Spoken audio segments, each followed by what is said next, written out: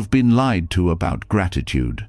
They told you it's just saying thank you when someone does you a favor, or smiling politely even when you don't mean it. But if that were true, why do so many people who say thank you every day still feel empty inside? Why do you, even with food on the table and a roof over your head, sometimes feel restless, anxious, always waiting for something more before you can finally feel content? The truth is, gratitude isn't about manners. It isn't about pretending everything is fine.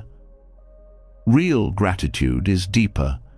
It's a way of seeing the world, a shift in the heart, a quiet power that turns even ordinary moments into miracles. And Buddhist wisdom holds the blueprint. For centuries, monks, teachers, and seekers have discovered how to be grateful not only for the good, but also for the fleeting, the painful, the imperfect. They learned how to look at every breath, every step, every sunrise as a gift, not because life is easy, but because life is precious. Tonight, as you listen, something inside you will soften. The noise in your mind will quiet down, the weight you've been carrying will feel lighter, and your heart will open. You'll feel a kind of peace that doesn't depend on what happens tomorrow, because it's already here, inside this moment, inside you. And when you wake up, the world will look different, brighter, kinder. Enough. This isn't just another sleep story. This is a doorway to gratitude, to freedom, to a way of living where every day feels like a gift. Are you ready? Let's begin. So far, you've opened the door. You've felt the pull of a quieter kind of gratitude, the kind that doesn't depend on what you own or who approves of you, but on how you see the world. Before we move further, let's step into the first lesson. It begins with one of the simplest yet hardest truths to face. Nothing lasts. Every moment, every breath, every relationship, even every thought passing, shifting, gone as quickly as it comes. To some, this sounds frightening, but to those who learn to see it clearly, it becomes the source of the deepest appreciation for life. When you understand impermanence, known in Buddhism as anicca, the way you see the world changes. You stop treating moments as though they are endless and start treasuring them because they are brief. Think about the last time you heard laughter that warmed your heart. It didn't last forever. It rose, filled the air, and then faded. But wasn't its passing what made it so precious? If it went on forever, you wouldn't notice its sweetness. The truth is, everything gains value because it doesn't last. This teaching is not meant to depress you, but to awaken you. Many people resist change, holding on desperately to what feels good, trying to freeze time. But the harder you grip, the faster it slips away, and the more suffering you create. Gratitude, then, is born when you let go of this clinging. You begin to see that the flower in bloom is beautiful precisely because it will wither, that the meal tastes divine because it will soon be finished, that the people you love are worth cherishing because no moment with them will ever repeat itself exactly. To practice gratitude through impermanence, start by noticing the smallest shifts. The way morning sunlight moves across your wall, changing shade by shade until the room feels different. The warmth of tea in your hands cooling little by little until the cup is empty. The feeling of being tired giving way to sleep, and then the miracle of waking again. These are not ordinary events. They are constant reminders that life is always moving, always flowing, and that the joy of today can never be captured again. Gratitude begins the moment you recognize this flow and stop demanding permanence from what is never meant to stay. This understanding also softens the blow of loss. When something or someone leaves your life, the mind often screams, "It should have lasted forever." But impermanence whispers back, "It was never meant to." And within that whisper lies relief. Instead of resenting that it ended, you can feel thankful that it ever began. Even pain becomes lighter when seen this way. The worst heartbreak, the hardest season, even the sharp edge of grief, all of it will pass. Knowing this doesn't erase the hurt, but it gives you strength to endure it with patience and gratitude for the lessons hidden inside. Impermanence also teaches you presence, because once you see that everything is fleeting, you naturally want to be awake to it while it's here. You stop rushing through your meals, you stop half listening to conversations, you stop waiting for later to finally live. You learn to pay attention, not because you're forcing yourself to, but because you understand that this very moment will vanish. How can you not treasure it? When you eat, the flavors won't return in the exact same way. When you hear the rain tonight, tomorrow it will sound different. Even your own emotions are changing, flowing like waves. Gratitude becomes your natural response because you know you're standing in the middle of miracles that will never come back once gone. Anicca also reveals the hidden beauty in endings. Many people fear endings, but Buddhism teaches that without them, beginnings would never arrive. The setting sun is not just the end of a day, it is the promise of another dawn. The falling leaf is not just decay, it is the nourishment for new growth. When you train yourself to see endings in this way, gratitude blossoms even in moments of goodbye. You thank the experience, the person, the chapter of your life, not for lasting forever, but for touching you at all. This shifts the way you live. You stop demanding certainty and start dancing with change. Gratitude, then, is not something you practice only when life feels kind. It becomes your posture toward reality itself. Every new wrinkle on your skin becomes a reminder that you've lived, that time has gifted you experience. Every farewell sharpens your love for those still by your side. Every changing season brings a lesson.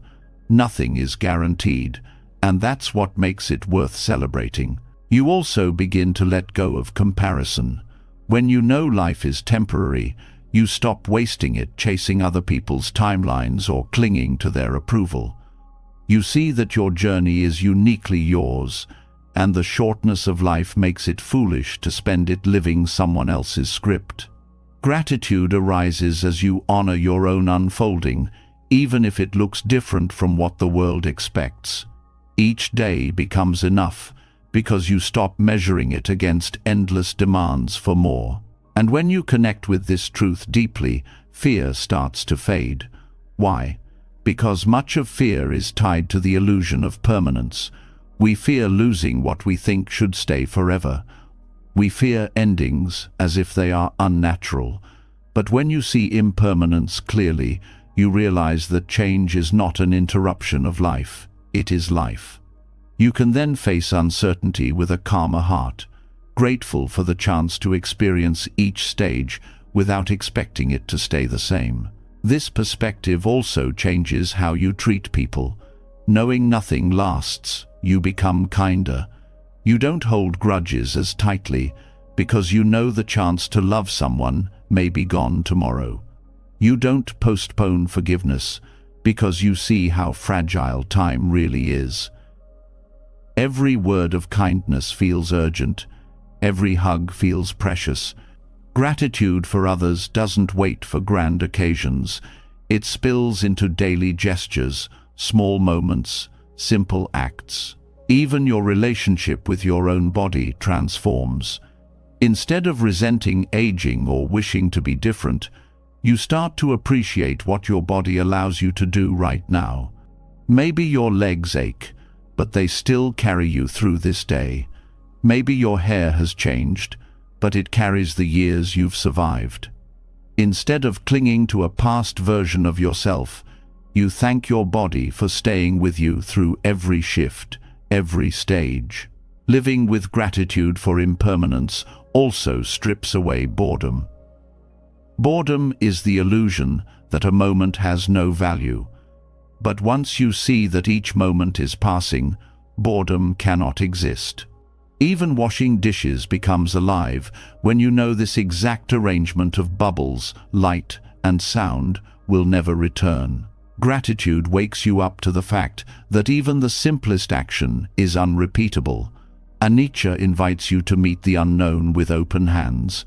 When you accept that tomorrow will not look like today, you stop resisting the flow of life. Instead, you cultivate curiosity. What gift will the next moment bring? This isn't blind optimism. It's the recognition that even in hardship, impermanence guarantees movement. No storm lasts forever. No joy does either, but that only makes each one sacred. Gratitude grows in both directions, thankful that pain will pass, thankful that joy appeared at all. This way of living is not about detachment from life, but deeper connection to it. It's about leaning in fully, aware that each moment is like a wave rising and falling. You stop asking waves to freeze, and you stop being shocked when they disappear. You ride them with presence, you thank them for their rise, and you let them go when they return to the sea. Gratitude becomes the natural rhythm of this ride. The more you live with this awareness, the lighter your heart becomes. You stop filling your life with clutter, both physical and emotional, because you no longer need to cling. You realize that the value of life is not in how much you accumulate, but in how deeply you experience each fleeting moment. Gratitude, then, is not an effort. It is the only response that makes sense when everything is slipping through your fingers. Beautiful because it doesn't stay. As night falls and you rest, this truth becomes even clearer. Today has ended. You cannot hold it, you cannot return to it, and yet you can be grateful it happened at all. Tomorrow will come, or maybe it won't. Either way, this breath, right now, is enough. Gratitude arises in knowing you are alive in this fleeting instant, and that is a miracle beyond measure. When you begin to see impermanence clearly, life starts to feel lighter. Gratitude naturally blooms when you stop clinging to moments and allow them to pass with dignity.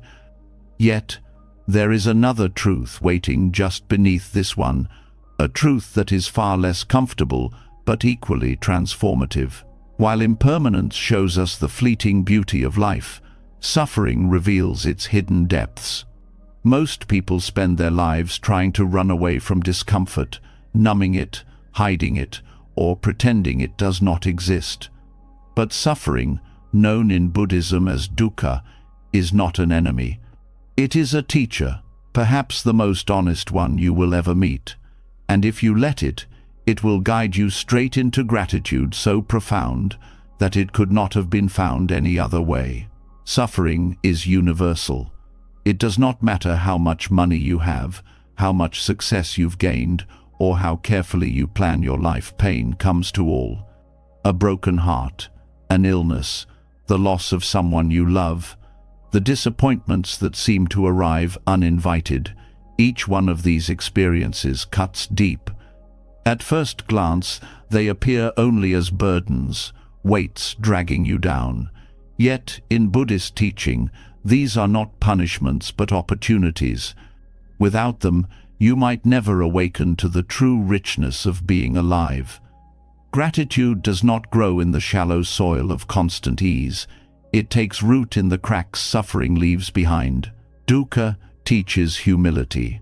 When life is smooth, it is easy to believe you are in control.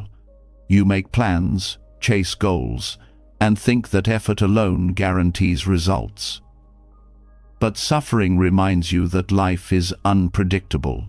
A single moment can alter everything. This recognition strips away arrogance and self-importance. You begin to see that you are part of something larger, that you are not the master of the universe, but a participant in its unfolding.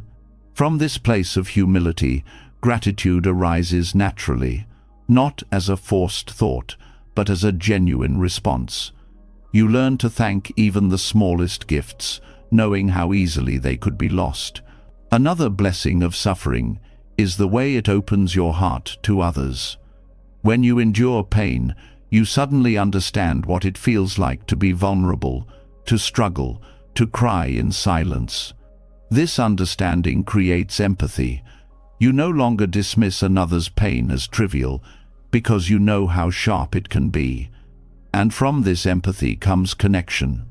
Gratitude deepens when you realize how suffering binds us together, how it allows compassion to bloom. Instead of feeling isolated in your pain, you see that you are part of a shared human story. Gratitude then arises not only for your own resilience, but for the bonds that suffering makes possible. Challenges also reveal hidden strengths. You never truly know how strong you are until life tests you. Adversity forces you to discover resources you didn't know existed: courage, patience, endurance, and wisdom. Think about the times you thought you could not go on, yet you did. Those moments become milestones of gratitude. You look back, not with bitterness, but with awe. I survived that, and I grew. Without hardship, these inner qualities would remain dormant, like seeds never watered. Suffering breaks the ground open so that these seeds can grow. Gratitude arises for the pain itself, because it called forth the best in you. Dukkha also strips away illusions. When everything is comfortable, it's easy to become distracted, chasing possessions, status, or empty pleasures. But when suffering arrives, all those illusions lose their shine. Suddenly, what really matters becomes clear: health, kindness, presence, love. The noise of life falls away, and what remains is truth. And with truth comes gratitude. You thank life for revealing what is real, for cutting through the fog of distraction. You begin to see that suffering, harsh as it is also cleansing, washing away the unnecessary so you can focus on what truly nourishes you. Pain teaches patience in a way comfort never can. When you are forced to wait through long nights of grief or endure slow healing, you learn to soften into time rather than fight it. This patience becomes a source of strength, an inner stability that carries you through all of life's uncertainties. Gratitude grows from recognizing that suffering gave you endurance, the ability to stand steady even when the storm has not yet passed. Without this, every inconvenience would feel unbearable. With it, you carry peace even in the waiting. Another hidden gift of dukkha is the way it teaches you to savor joy more deeply. The taste of sweetness is more intense after bitterness. The warmth of the sun feels more radiant after cold days. In the same way, moments of happiness become sharper, richer, when seen in contrast with suffering. Without sorrow, joy would be taken for granted, dulled by repetition. Gratitude expands because you know what it feels like to be without, and that absence sharpens your appreciation when life offers its blessings again. Suffering also teaches surrender. You cannot control everything. You cannot stop loss or prevent change or dictate every outcome. When you finally accept this, something surprising happens. You relax. Not because the pain is gone, but because you stop fighting reality. Gratitude emerges from this surrender, because in giving up the impossible task of controlling life, you free yourself to see the good that still exists, even in hardship. You stop focusing only on what is broken and start noticing what remains whole. There is another way suffering teaches gratitude. It forces presence. Pain anchors you in the body, in the moment, stripping away the mind's constant wandering. Even though it feels sharp, it demands your full attention, and in that attention, gratitude finds its entry point. You become aware of each breath, each small relief, each kind gesture from another person. pain narrows your focus, and through that narrowing, you start to see what you had overlooked before. Gratitude does not always enter through joy. Often, it slips in through the cracks pain opens. Dukkha also reveals the impermanence of pain itself. In the midst of suffering, it feels endless, as though it will never ease. But eventually, like all things, it shifts. This realization builds trust in life's cycles. Just as joy does not last forever, neither does sorrow. Gratitude arises from the recognition that even the heaviest burdens are temporary. This gives courage to face future challenges because you know they too will pass. Gratitude is born in this understanding that nothing, not even suffering, has the power to stay forever. Suffering also awakens creativity. When the usual paths fail, when comfort is stripped away, you are forced to find new ways of thinking, new solutions, new expressions. Some of the greatest art, poetry, and wisdom in human history were born from pain. On a personal level, difficulty often unlocks fresh perspectives.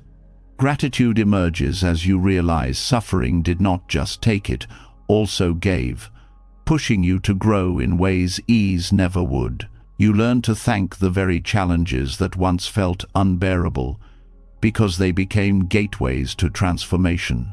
Dukkha teaches resilience not only in hardship, but also in recovery. When you heal, you look back with a kind of reverence for the process itself. Gratitude swells as you see how far you've come, how wounds turned into scars, how scars became reminders of strength. Every healed wound is a story of survival, a reminder of life's ability to mend itself. Gratitude for healing is perhaps one of the deepest forms, because it acknowledges both the pain and the recovery, both the wound and the wisdom that followed. There is also a profound gratitude that arises for the helpers suffering brings into your life. Pain often draws out the kindness of others, a friend who listens, a stranger who offers support, a family member who stands beside you. These moments of care shine more brightly against the backdrop of suffering. Gratitude grows not just for the relief they provide, but for the reminder that even in darkness, humanity carries light. Suffering reveals generosity, patience, and love in the people around you, and that revelation becomes a source of lifelong thankfulness. Finally, suffering teaches you that gratitude itself is not fragile. It does not depend on perfect conditions. In fact, it thrives in imperfection. Even when life hurts, even when things fall apart, gratitude is still possible. It does not deny pain, but grows alongside it. You learn to say, "This hurts, and I am grateful for what it teaches me." That paradox is the true blessing of dukkha. Gratitude no longer becomes a mood that depends on good days, but a way of seeing that transforms every day, even the hardest ones, into a field of hidden gifts. As you let this truth settle into your heart, you begin to see that suffering is not a curse, but a path. It deepens you, softens you, strengthens you, and connects you. Gratitude is not something you find despite pain, but something you discover because of it, and this discovery changes the way you walk through life. Instead of resisting hardship, you meet it with open eyes, ready to learn, ready to grow, ready to uncover the blessings waiting within. And now, having seen how even suffering can become a source of gratitude, the path opens further.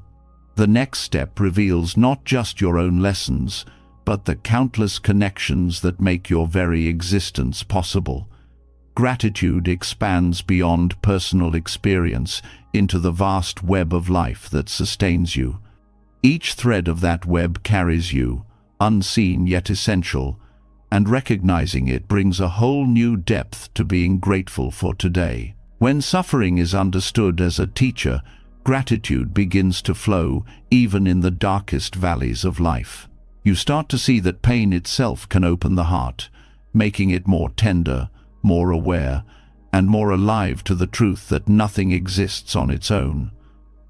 The hardship you endured did not shape you in isolation. Every breath you took while surviving, every word of comfort you received, every resource that allowed you to keep going, all of it came from connections greater than yourself.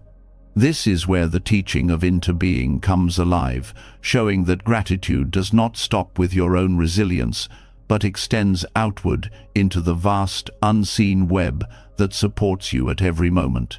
Your very existence today is not a single achievement.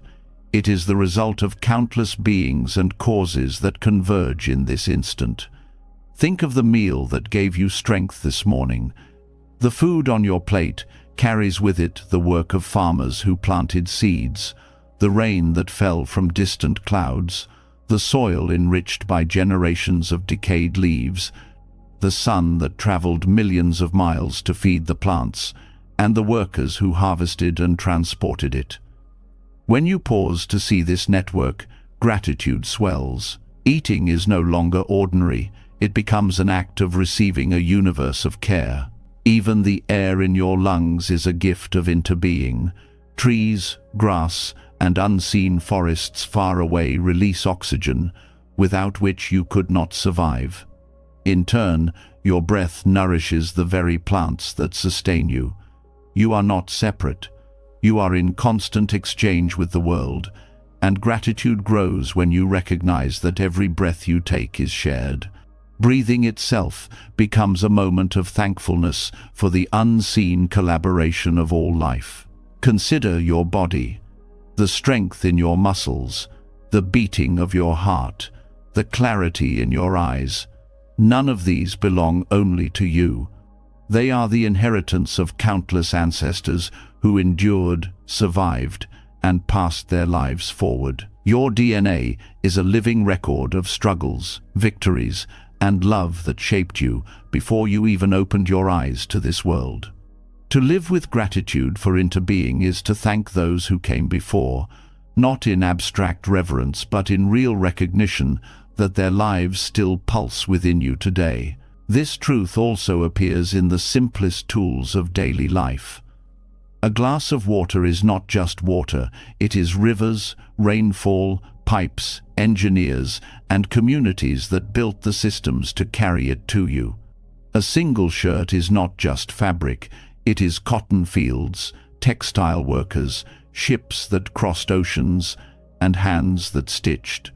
When you see this, gratitude shifts from something occasional to something constant, because you realize that nothing you touch is truly separate from others. Every comfort, every object, every resource is the result of countless invisible contributions. Interbeing also reveals gratitude in the challenges you've faced. When difficulty comes, it is often not only your own strength that carries you, but the presence of others. A doctor's knowledge, a friend's listening ear, the patience of teachers, the support of strangers, all of these weave into the story of how you endure. Gratitude expands as you realize that even in solitude, you have never truly been alone. The network of interbeing is always around you, visible or invisible, holding you up. This awareness softens the illusion of independence. Many people believe they are entirely self-made, that their achievements belong solely to their effort. But when you trace back every step, every success carries with it countless influences. The books you read were written by others. The skills you gained were taught by mentors. The opportunities arose because someone created paths before you. Gratitude flourishes when you see this clearly, not as a diminishment of your effort, but as a celebration of the community of life that made it possible. Nature teaches interbeing constantly. The rain that seems like an inconvenience is the same rain that allows crops to grow. The forest that shades your walk is also a home for countless creatures. The birds whose songs greet you in the morning travel across skies, shaped by winds that touch distant lands. You are not a separate observer of these things. You are woven into their rhythm. Gratitude arises not just for what they give to you, but for the shared existence that makes life possible at all. This way of seeing also reshapes how you handle relationships. Gratitude grows deeper when you understand that every person you meet carries within them a web of stories, experiences, and influences. The kindness of one person is never theirs alone. It is shaped by parents, teachers, communities, and cultures that nurtured them. Even conflicts can reveal into being, showing how the behavior of one person is often the echo of countless factors, many unseen. Gratitude blossoms when you see the complexity of others, appreciating the unseen forces that shape each encounter. Your thoughts and emotions also arise through interbeing. The music you hear stirs feelings because of the artists who created it, the traditions that shaped it, the instruments built by skilled hands. A single idea in your mind may have roots in books you read, conversations you had, or the influence of people you will never meet. Gratitude arises when you stop claiming your inner world as only yours and recognize the endless threads that weave into your consciousness. Technology is another reminder of this web. The phone in your pocket is not a single object, but a global effort of miners, designers, engineers, and workers across continents. The electricity that charges it comes from power plants, rivers, fuels, or windmills, all connected. Even your ability to read these words is part of interbeing, a language shaped over centuries, literacy taught by others, devices created by countless minds. Gratitude becomes overwhelming when you see how many lives converge in something as simple as turning on a screen. Interbeing also teaches you to value what seems small. A bee pollinating a flower far away may contribute to the fruit you eat months later.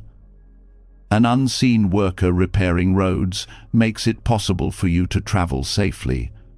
A stranger donating blood may one day save the life of someone you love. Gratitude expands as you recognize that your well-being rests on countless acts of service you may never witness, offered by people and beings who do not even know your name. Seeing this web clearly also reduces loneliness. When you feel disconnected, remembering interbeing reveals that you are never truly separate. The warmth of the sun touches your skin, the ground holds you steady, the food you eat carries the care of farmers you will never meet. Gratitude arises from realizing that isolation is only an illusion. In reality, you are in constant relationship with the entire world. This awareness also inspires responsibility. When you see how deeply connected everything is, gratitude compels you to care for what sustains you. You begin to thank the earth, not only in words but in action, choosing to live with less waste, to protect water and soil, to honor the cycles that make your life possible. Gratitude is no longer passive. It becomes active stewardship, a way of giving back to the web that has given you everything. Gratitude through interbeing also reshapes time. The present moment is not isolated. It carries within it the past and the future. Every step you take is shaped by history, and every choice you make influences what is to come. You are both the result of countless causes and a cause yourself, creating ripples that extend outward. Gratitude grows when you honor this position, thankful for the inheritance you've received and mindful of the legacy you are creating. Even suffering gains new meaning when seen through interbeing. The hardships you endure may one day strengthen someone else, your story becoming a source of guidance. Gratitude then arises not only for what you receive, but for the chance to contribute to the web. Your pain, transformed into wisdom, becomes part of the support others will rely on. Into being reveals that gratitude is not only about what flows to you, but also about what flows through you to others. Everywhere you look, the teaching of into being points back to the same truth. Nothing exists alone. The leaf is not separate from the tree is not separate from the soil is not separate from the rain. You are not separate from any of it. Gratitude becomes not a practice you must remember, but a natural response to seeing reality clearly. When you see the web of life, you cannot help but give thanks, because you recognize that everything around you is already giving itself to you. As this awareness deepens, life transforms. Meals become sacred, breaths become blessings, relationships become mirrors of countless lives intertwined. Gratitude is no longer reserved for rare moments of joy. It becomes the way you meet every moment, because every moment is supported by an infinity of causes. To thank the unseen web of life is to thank life itself, again and again, until thankfulness becomes indistinguishable from the way you live. When you begin to see into being clearly, gratitude ceases to be an abstract thought and becomes a living awareness. You notice that the air you breathe, the clothes you wear, the ground that carries you, and even the challenges you face are all part of a web so vast that it humbles the mind. But there is one place where this truth becomes most immediate, where the unseen network of life enters your body and sustains you in the most intimate way. Every meal you take is not just food. It is the story of the universe arriving on your plate. To eat without awareness is to miss this miracle. To eat with mindfulness is to turn every bite into gratitude itself. Food is more than fuel. It carries the sun, the rain, the earth, and the labor of countless hands. When you pause before a meal, you touch this reality. You see the grain that once swayed in fields, the vegetables nourished by soil alive with microbes, the water that has traveled through rivers and clouds, the work of farmers who rose before dawn, and the people who transported, prepared, and cooked. In this moment, gratitude deepens because you realize you are not eating a simple dish, you are receiving a gift of interdependence. Mindful eating begins with slowing down. In a world that glorifies speed, meals are often rushed, taken while scrolling on screens, or consumed in silence without thought. Yet when you choose to eat slowly, the act transforms. You begin to taste the layers of flavor, notice the textures, feel the warmth of soup or the crispness of fruit. Gratitude grows, not because the food is extraordinary, but because your attention is. The ordinary becomes sacred when you stop to notice it fully. Awareness at the table also teaches respect. When you truly see the effort behind your meal, waste becomes unthinkable. A discarded grain of rice is not just a grain, it is the sweat of a farmer, the generosity of the earth, and the energy of the sun. Gratitude teaches you to honor food by taking only what you need and receiving it with reverence. This respect extends beyond the meal into your whole way of living, shaping a deeper care for resources, for nature, and for all beings who make life possible. Mindful eating also reconnects you to your body. Often people eat while distracted, numbing emotions or filling emptiness without listening to the body's signals. But when you eat with awareness, you notice hunger as it rises, fullness as it arrives, and satisfaction when the body feels nourished. Gratitude flows when you realize your body communicates so clearly, asking only for balance. You begin to thank your body for guiding you, for digesting, for turning food into energy, for sustaining your life without needing your command. The practice also reveals how deeply emotions are tied to food. A bite of a family recipe may awaken memories of childhood, a scent may recall loved ones, and a simple cup of tea may soothe after a difficult day. Food becomes more than taste.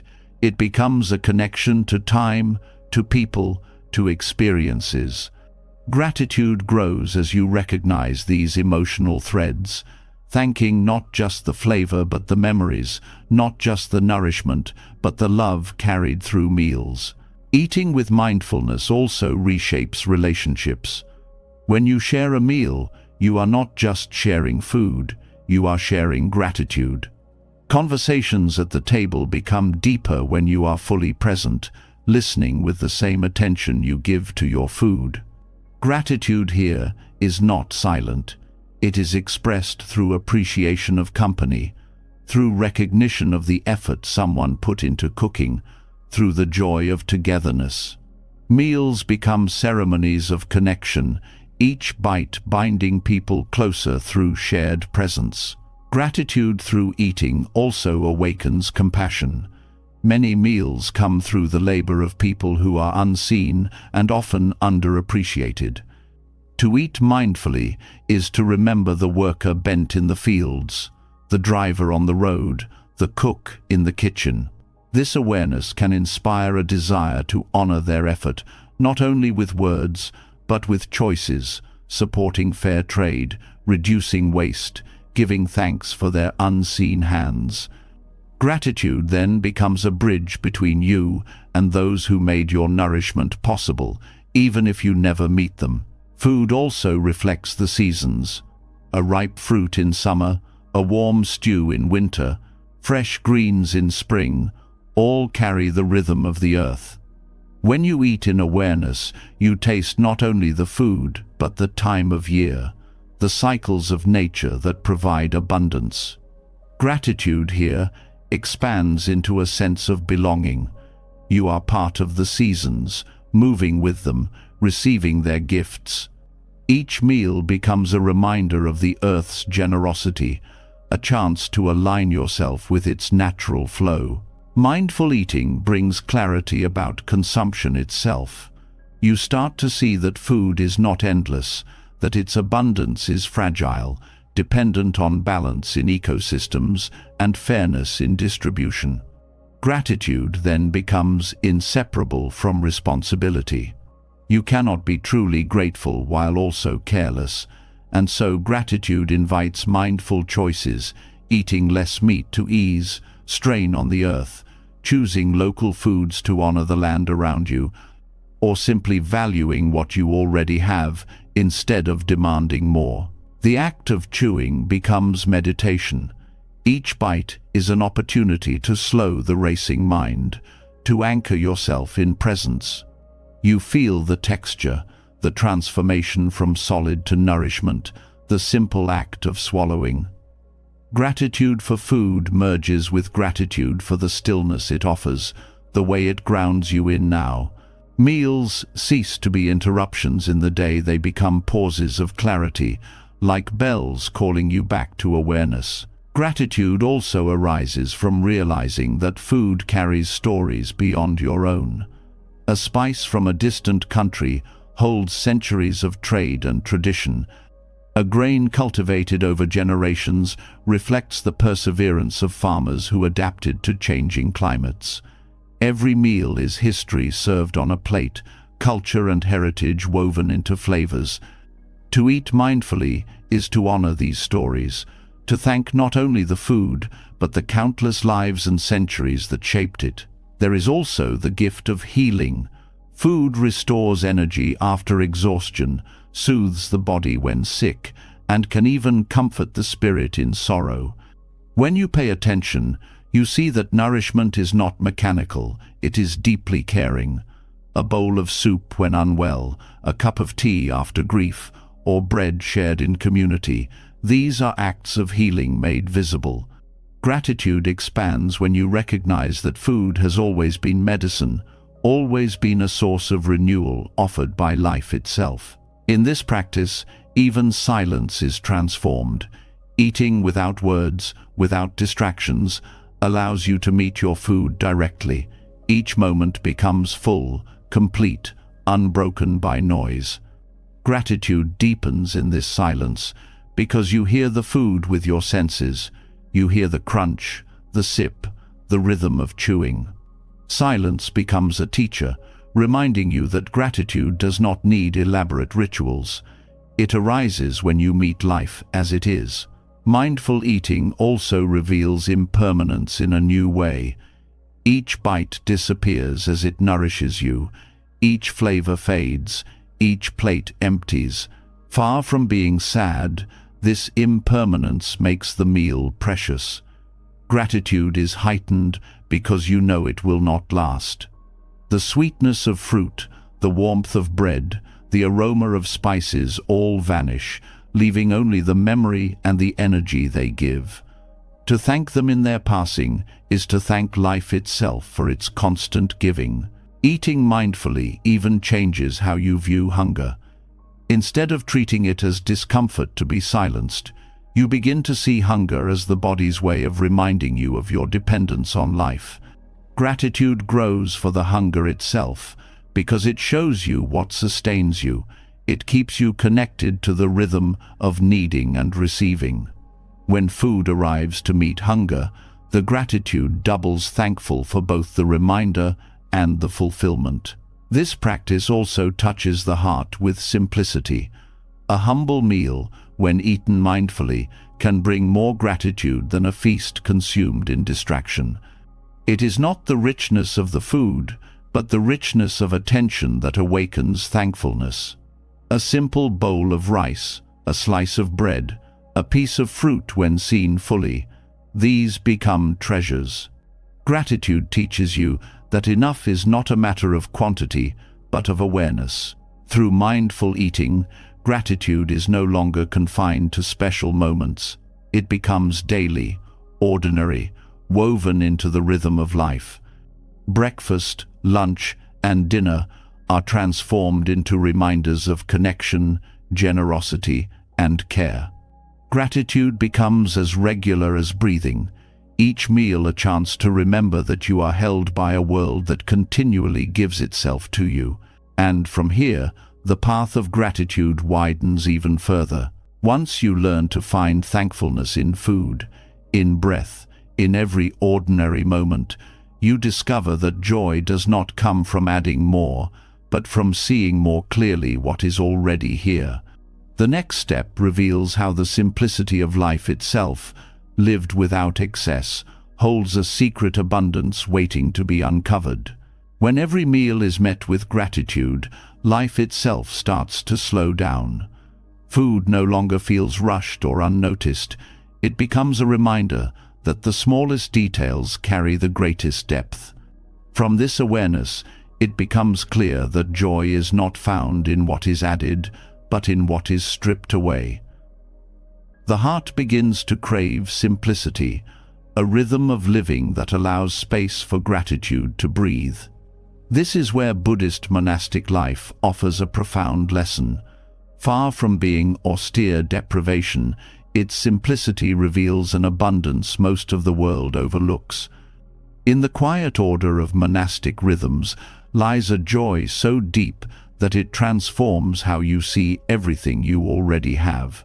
Monastic life is built on patterns of mindfulness, rising early with the sun, moving through the day with deliberate steps, balancing work, rest, and meditation. All of this cultivates stability. Gratitude arises not from novelty, but from constancy. The repeated actions, done with full attention, turn ordinary moments into treasures. Washing a bowl, sweeping a floor, chanting a verse, each act is both practical and sacred. In this rhythm, life stops feeling scattered and begins to feel whole. Gratitude flows naturally because you finally see that every small act is already enough. Simplicity also reveals freedom. In a world drowning in choices and possessions, simplicity cuts through the noise. A monk does not need a closet full of clothes or a shelf of decorations to feel complete. One robe, one bowl, one mat. These are not symbols of lack, but of liberation. Gratitude grows when you no longer chase endless options, when your heart learns to rest in sufficiency. With fewer distractions, the richness of what remains shines brighter. A single cup of tea becomes an occasion. A shared silence becomes nourishment. Joy comes not from more but from less, and gratitude becomes the natural state of being. This simplicity also reshapes time. In modern life, time feels rushed, fragmented, consumed by endless obligations. But in monastic rhythms, time is marked by bells, chanting, and mindful pauses. These reminders call you back, again and again, to the present. Gratitude expands as you see that you do not need more hours in the day. You need more presence within the hours you already have. The joy of monastic life is not that it stretches time, but that it deepens it. Every moment is full because it is met fully. The discipline of simplicity also teaches gratitude for the basics. When you live with little, you begin to notice how much you already have. A roof over your head, a bed to rest in, water to drink, these no longer seem small. They become gifts. The abundance that consumer culture promises is revealed as an illusion because joy does not multiply with possessions. Gratitude deepens when you see that your well-being depends less on accumulation and more on awareness. By stripping life down to essentials, simplicity uncovers the quiet wealth that was always there. Simplicity also cultivates gratitude through community. In monasteries, meals are shared, work is divided, silence is observed together. This interdependence strengthens bonds and reduces the illusion of separateness.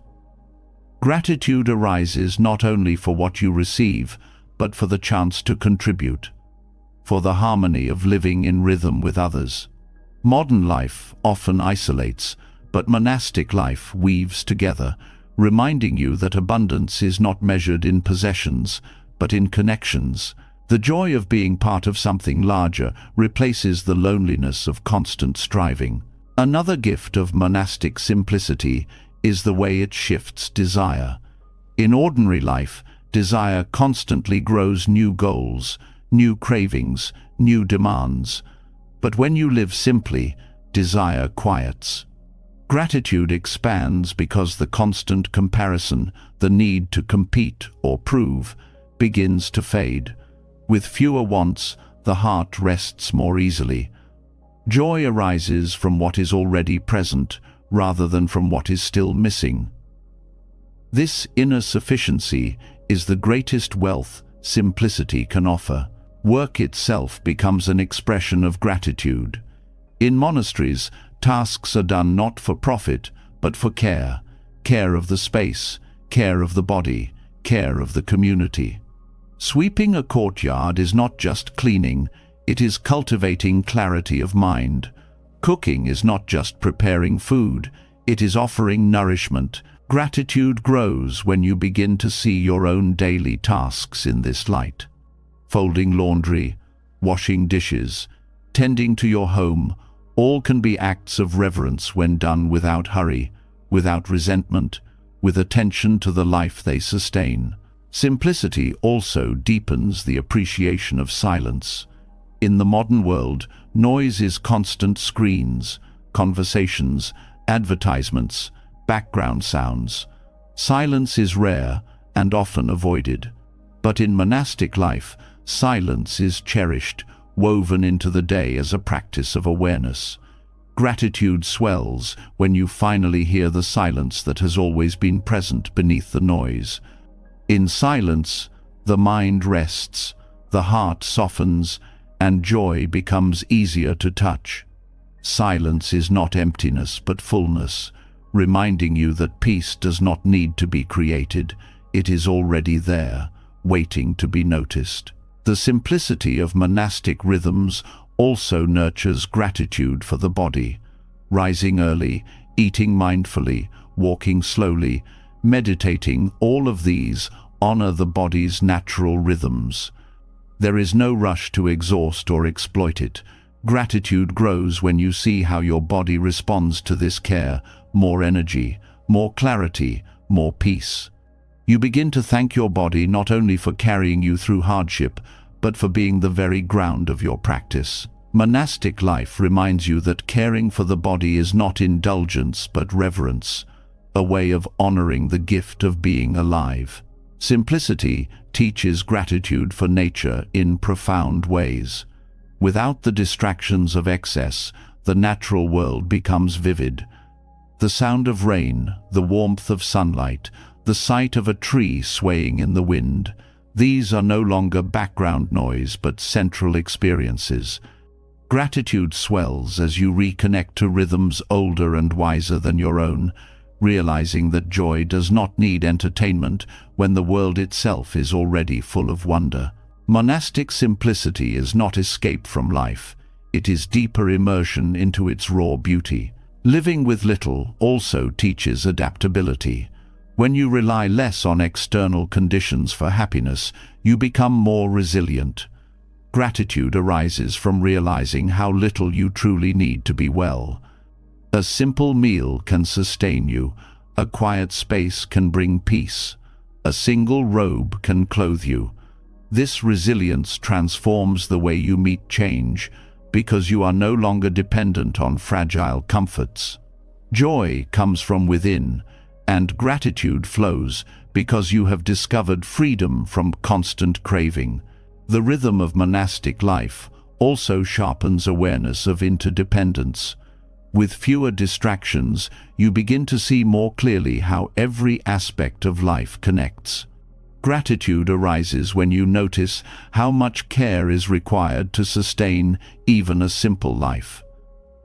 The effort of planting, cleaning, cooking, maintaining, nothing is separate, and everything matters. This awareness makes gratitude continuous, because each act reveals the threads of connection that support you. Simplicity further reveals abundance through repetition. When tasks and rituals are repeated daily, they stop being mundane and start being profound. Chanting the same verses, sweeping the same floor, eating the same food, each repetition becomes a deepening rather than a dulling. Gratitude arises from seeing that newness is not always about novelty, but about awareness. The same act, done with presence, reveals infinite depth. Joy is found not in variety, but in attention. The practice of simplicity also reveals how much suffering is created by excess. Too many choices, too many possessions, too many distractions. These overwhelm rather than satisfy. Gratitude expands when you release them and discover how much lighter life feels. The joy of simplicity is not about deprivation, but about clarity. You see more clearly, feel more deeply, live more freely. Gratitude becomes your natural state because you are no longer burdened by what is unnecessary. Monastic rhythms also highlight the power of consistency. Gratitude is not found in grand gestures, but in steady practice. Daily meditation, mindful work, simple meals, each builds a foundation of stability.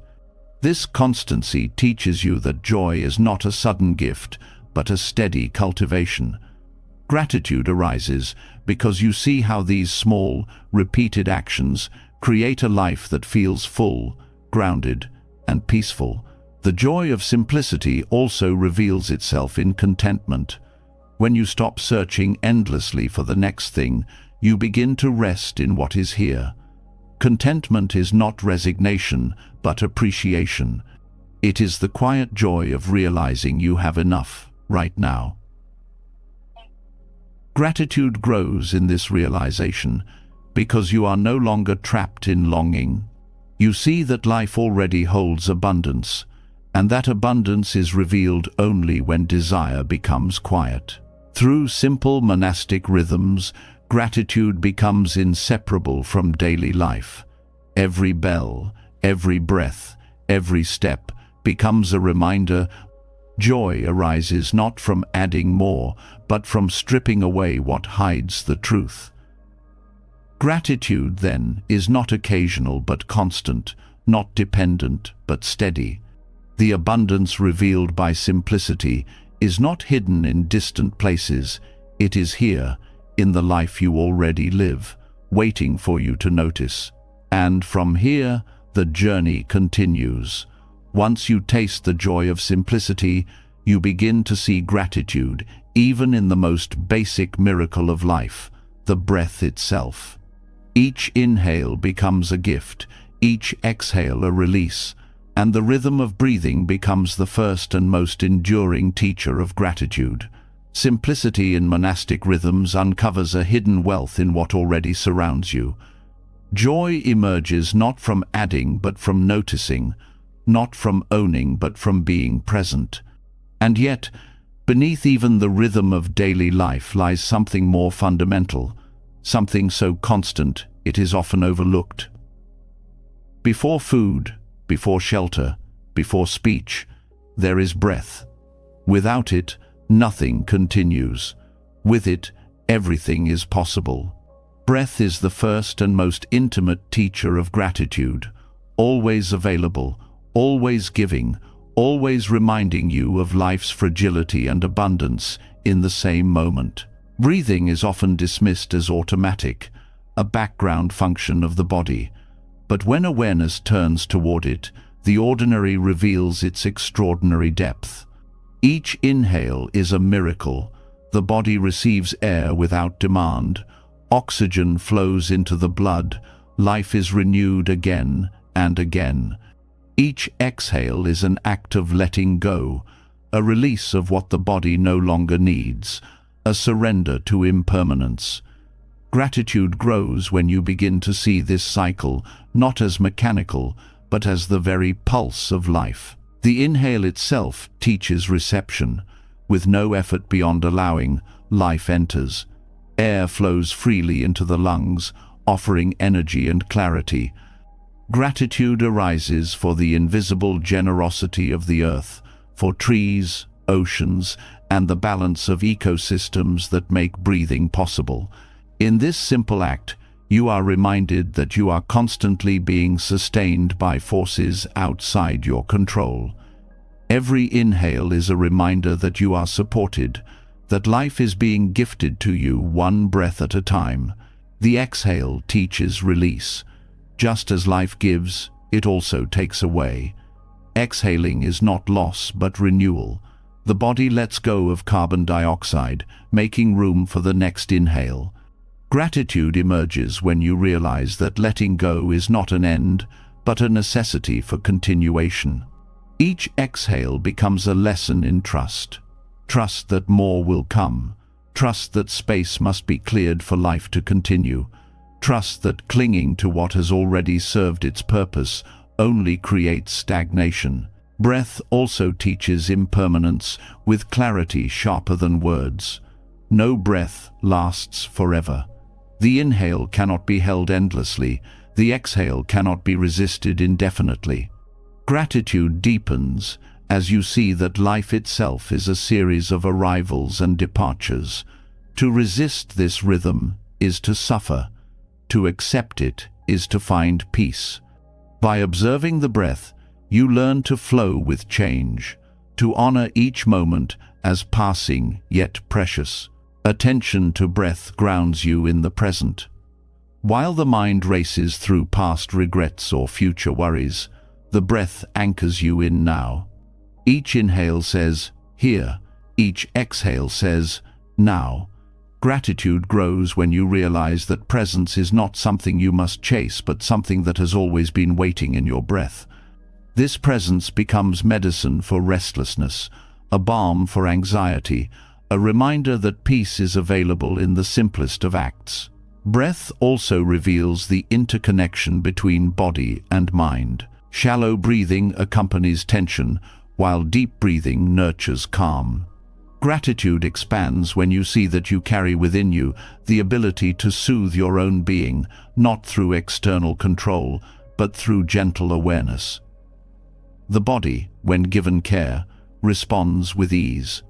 Gratitude becomes not only for the breath itself, but for the body's wisdom, for its ability to guide you back to balance through something as simple as inhaling and exhaling. The rhythm of breath is also a teacher of patience. Breathing cannot be rushed. No matter how fast you live, the breath remains steady, moving at its own pace. Gratitude deepens when you align with this rhythm, learning to slow down, to respect the body's tempo, to see that life does not require constant speed. Patience grows naturally when you follow the breath, and with it comes thankfulness for the calm that patience brings. Breathing highlights dependence on the natural world. Without trees, without oceans, without the delicate balance of ecosystems, there would be no oxygen to inhale. Gratitude arises when you see that every breath ties you to forests, rivers, winds, and unseen cycles that sustain you. To breathe is to be in constant relationship with the planet. Each inhale is a gift from the earth. Each exhale is a return. Gratitude expands beyond the self into reverence for the world that makes your breathing possible. The fragility of breath reveals life's preciousness. Missing even a few breaths brings urgency, fear, and the recognition of how thin the line is between life and death. Gratitude blooms when you realize how often you take this fragility for granted. Each breath is survival renewed. Each breath is proof that you are alive now, even if the future is uncertain. Gratitude becomes sharper, more immediate, when you remember how easily the breath could be lost. Breath also reflects emotion. In moments of anger, the breath grows hot and quick. In sadness, it becomes heavy and slow.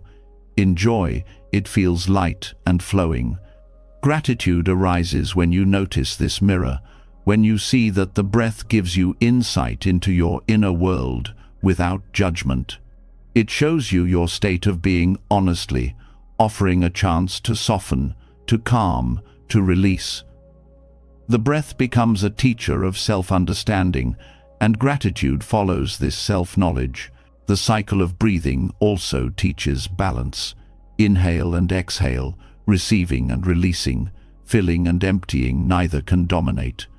Gratitude emerges when you see that life thrives not in extremes, but in rhythm. Breath shows you that balance is not static but dynamic, a constant movement between opposites. Gratitude for this balance deepens as you learn to apply it beyond the body into relationships, choices, and the flow of life itself. Breathing is also communal. When you breathe, you share the same air with all beings. The exhale of one becomes the inhale of another. Gratitude arises when you recognize that you are always in exchange with others, human and non-human, near and far. You are never truly separate. Each breath is a bond, invisible but real, connecting you to the world. Gratitude then becomes not only personal but collective, honoring the shared breath of all life. Awareness of breath can also transform suffering. In moments of pain or fear, focusing on the breath steadies the mind. Even when the body struggles, the breath offers grounding, a way to remain present with what is difficult without being overwhelmed. Gratitude grows from the recognition that breath is always available as a refuge, a constant companion that supports you in silence. Breath reveals generosity. No one owns the air. It is given freely, without discrimination, sustaining every being equally. Gratitude arises when you reflect on this, recognizing that life itself is built on generosity far greater than human control. The breath is a daily reminder that abundance is not found in ownership, but in sharing. Gratitude deepens when you embody this truth, choosing to live generously in return. The practice of observing breath also teaches discipline. Returning again and again to the inhale and exhale strengthens attention. The mind wanders, but the breath is always there, waiting. Gratitude grows when you see that you need not chase stability in distant places. It is already available in the breath that rises and falls within you. Discipline born of breath is not harsh but gentle, a practice of returning, of beginning again, endlessly supported by life itself. Every breath also carries memory. The air you breathe today has cycled through forests, oceans, mountains, and the bodies of countless beings before you. To inhale is to touch history, to participate in a flow that stretches back beyond your lifetime. Gratitude arises when you realize that breath is a link between past and present, a continuity of life that connects you to ancestors, to earth, to the unfolding of existence itself. Breath is also a reminder of equality. Regardless of wealth, status, or belief, every person breathes. Gratitude deepens when you see this commonality, when you recognize that beneath differences, the breath unites all beings. The same rhythm sustains everyone. Gratitude then becomes not only appreciation for your own breath, but reverence for the shared life that binds humanity together.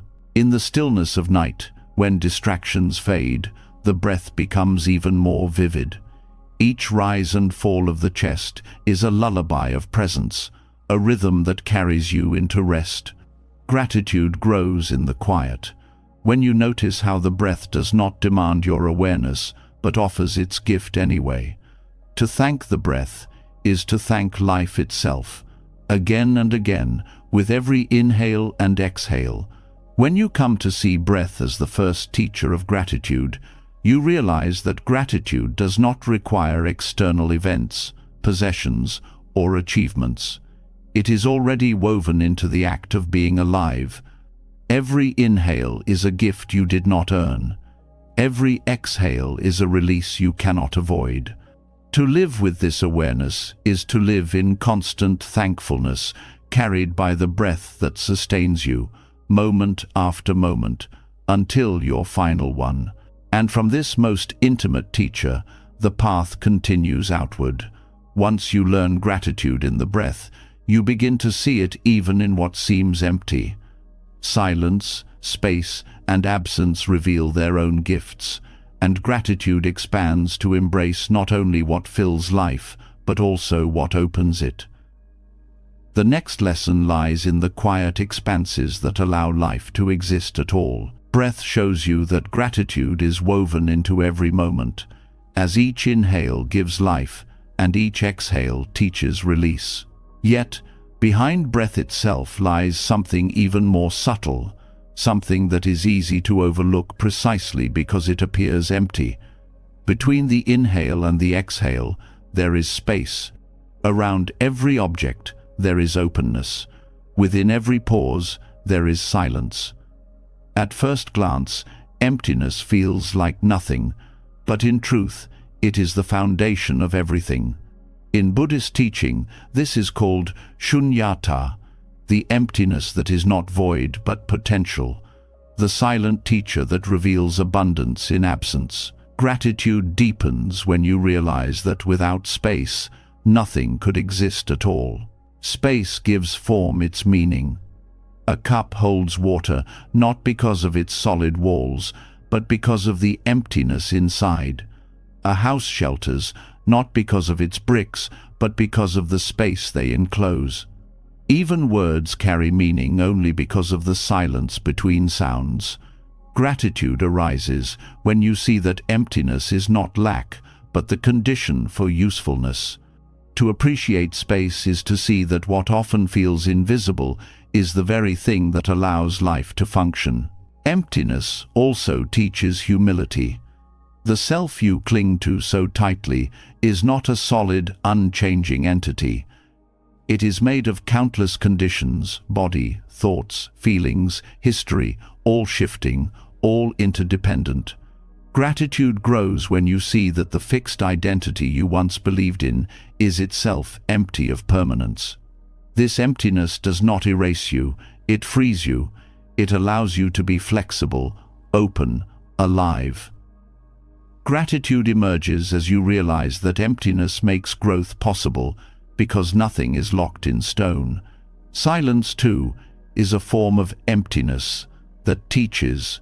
Without silence, music would be noise, speech would be chaos, thought would have no clarity. The pauses are what shape the sounds. Gratitude arises when you begin to thank silence, not only as absence, but as presence, the fertile ground on which communication rests. In silence you meet yourself. In silence you listen deeply. In silence you uncover wisdom that words cannot reach. Space is also what allows relationship. Between two people, there must be space, the room to breathe, to be, to grow. Too much grasping suffocates, too much control stifles. Gratitude grows when you honor the space in relationships as a gift, a reminder that love flourishes not by erasing difference, but by allowing openness. Gratitude is not only for closeness, but also for distance, for the emptiness that lets connection breathe. Emptiness also reveals possibility. A blank page is empty, yet it holds infinite stories. An empty room may feel bare, yet it is full of potential gatherings, conversations, and lives. Gratitude emerges when you stop fearing emptiness as absence and start seeing it as promise. Shunyata teaches that nothingness is not deadness, but potentiality, the field from which everything arises. Thankfulness deepens when you honor emptiness as the silent womb of creation. The teaching of emptiness also frees you from attachment. When you recognize that all things are empty of fixed essence, you stop clinging so tightly. Gratitude grows as you see that even the hardest moments carry emptiness, meaning they too can change, dissolve, and give birth to something new. Emptiness makes transformation possible. Gratitude arises not only for the forms that appear, but for the openness that ensures they can never trap you forever. Space in your life is also a teacher. In a world obsessed with filling every moment, emptiness feels uncomfortable. But when you allow gaps, unstructured time, uncluttered rooms, pauses in conversation, you find rest. Gratitude expands when you see that emptiness restores, emptiness heals, emptiness invites creativity. Without space, life suffocates. With space, joy has room to unfold. Shunyata also teaches equality. Because nothing has an independent, permanent essence, all things are interdependent and of equal value. Gratitude grows when you see that no being is separate, no one superior, no thing self-existing. Emptiness levels, arrogance, reminding you that everything arises together, supported by everything else. Gratitude becomes reverence for this shared emptiness, for the truth that life belongs to no one and yet includes everyone. Space allows awareness to arise. In meditation, when you quiet thoughts, you encounter the vast openness of mind. At first it may feel empty, but soon you realize this emptiness is freedom, it is clarity, it is peace. Gratitude arises for this inner space, the quiet within that makes it possible to see without distortion. Without emptiness, the mind would be crowded with endless chatter. With emptiness, it becomes clear as a sky after storm. Even suffering, when seen through the lens of emptiness, carries hidden relief. Pain feels solid, unchangeable, overwhelming, but emptiness reveals that pain too is constructed, arising from conditions, lacking permanence. Gratitude emerges when you realize that no suffering is absolute, that within its very structure lies the potential to dissolve. Emptiness softens despair, turning even hardship into a doorway for transformation. Gratitude also arises for the way emptiness shapes beauty. The sky is beautiful because it is vast and open. A garden is peaceful because of the spaces between trees, the quiet between blooms. A painting breathes because of the empty spaces between strokes. Gratitude for emptiness awakens a new way of seeing, where absence itself becomes presence, where gaps reveal meaning rather than deny it. Space also teaches generosity. A crowded mind clings, a crowded life hoards. But when you create emptiness by letting go of possessions, by clearing schedules, by releasing grudges, you make room for others. Gratitude expands when you see that emptiness is not selfishness but offering. To give space is to give freedom. To embrace emptiness is to allow others to grow. Gratitude flows when you live lightly, leaving space for the world to breathe. Emptiness reveals impermanence in its purest form. Forms arise and pass away, leaving space behind. That space is constant, untouched, waiting for the next arising. Gratitude arises when you realize that while all forms shift, the openness remains. There is comfort in this constancy, in knowing that space itself cannot be destroyed. Gratitude deepens as you rest in this truth, finding stability not in forms, but in the emptiness that holds them all. Shunyata also teaches interconnectedness in a profound way. Because everything is empty of self, everything exists only through relation. A flower is empty of independent being, but full of soil, rain, sunlight, time, and care. Gratitude emerges when you see that emptiness does not mean nothingness. It means fullness of connection. Every empty thing is a doorway to interbeing. Gratitude grows as you recognize that emptiness itself ties all life together. When you meet emptiness directly, fear dissolves. Much of fear arises from the clinging to self, to permanence, to certainty. Emptiness reveals there is nothing fixed to lose. Gratitude arises when you understand this, because it means you are free to live without fear of what will end. Emptiness becomes liberation, a teacher that shows you how to live lightly, gratefully, without chains. In daily life, gratitude for space appears in the simplest ways: the pause between tasks, the breath between words, the silence of a morning before the world wakes. These are not wasted, they are gifts. Gratitude deepens when you stop filling them with noise and start honoring them as moments of renewal. Emptiness gives rhythm to life, making activity meaningful, making rest restorative. Even death can be seen through this lens. The body dissolves, the self returns to emptiness. But emptiness is not destruction, it is return to possibility. Gratitude arises for this mystery, for the reminder that endings are not final, but transformations. To thank emptiness is to thank the groundless ground from which all life springs and to which it returns. The silent teacher of emptiness shows you that life is not defined by what is present alone, but also by what is absent, by the spaces that hold form. Gratitude deepens when you honor both the fullness of form and the openness of space. When you live this way, every silence becomes music, every emptiness becomes abundance, every absence becomes a reminder of possibility, and so the path continues. Once you learn to bow to emptiness as a teacher, you begin to see that even karma, the unfolding of causes and effects, pleasant or difficult, becomes an opportunity for gratitude. Not only the easy conditions, but even the painful ones carry lessons, shaping wisdom and guiding you deeper into the truth of life. Emptiness reveals itself as the quiet teacher that makes everything possible, showing that what appears absent is often the source of deepest abundance.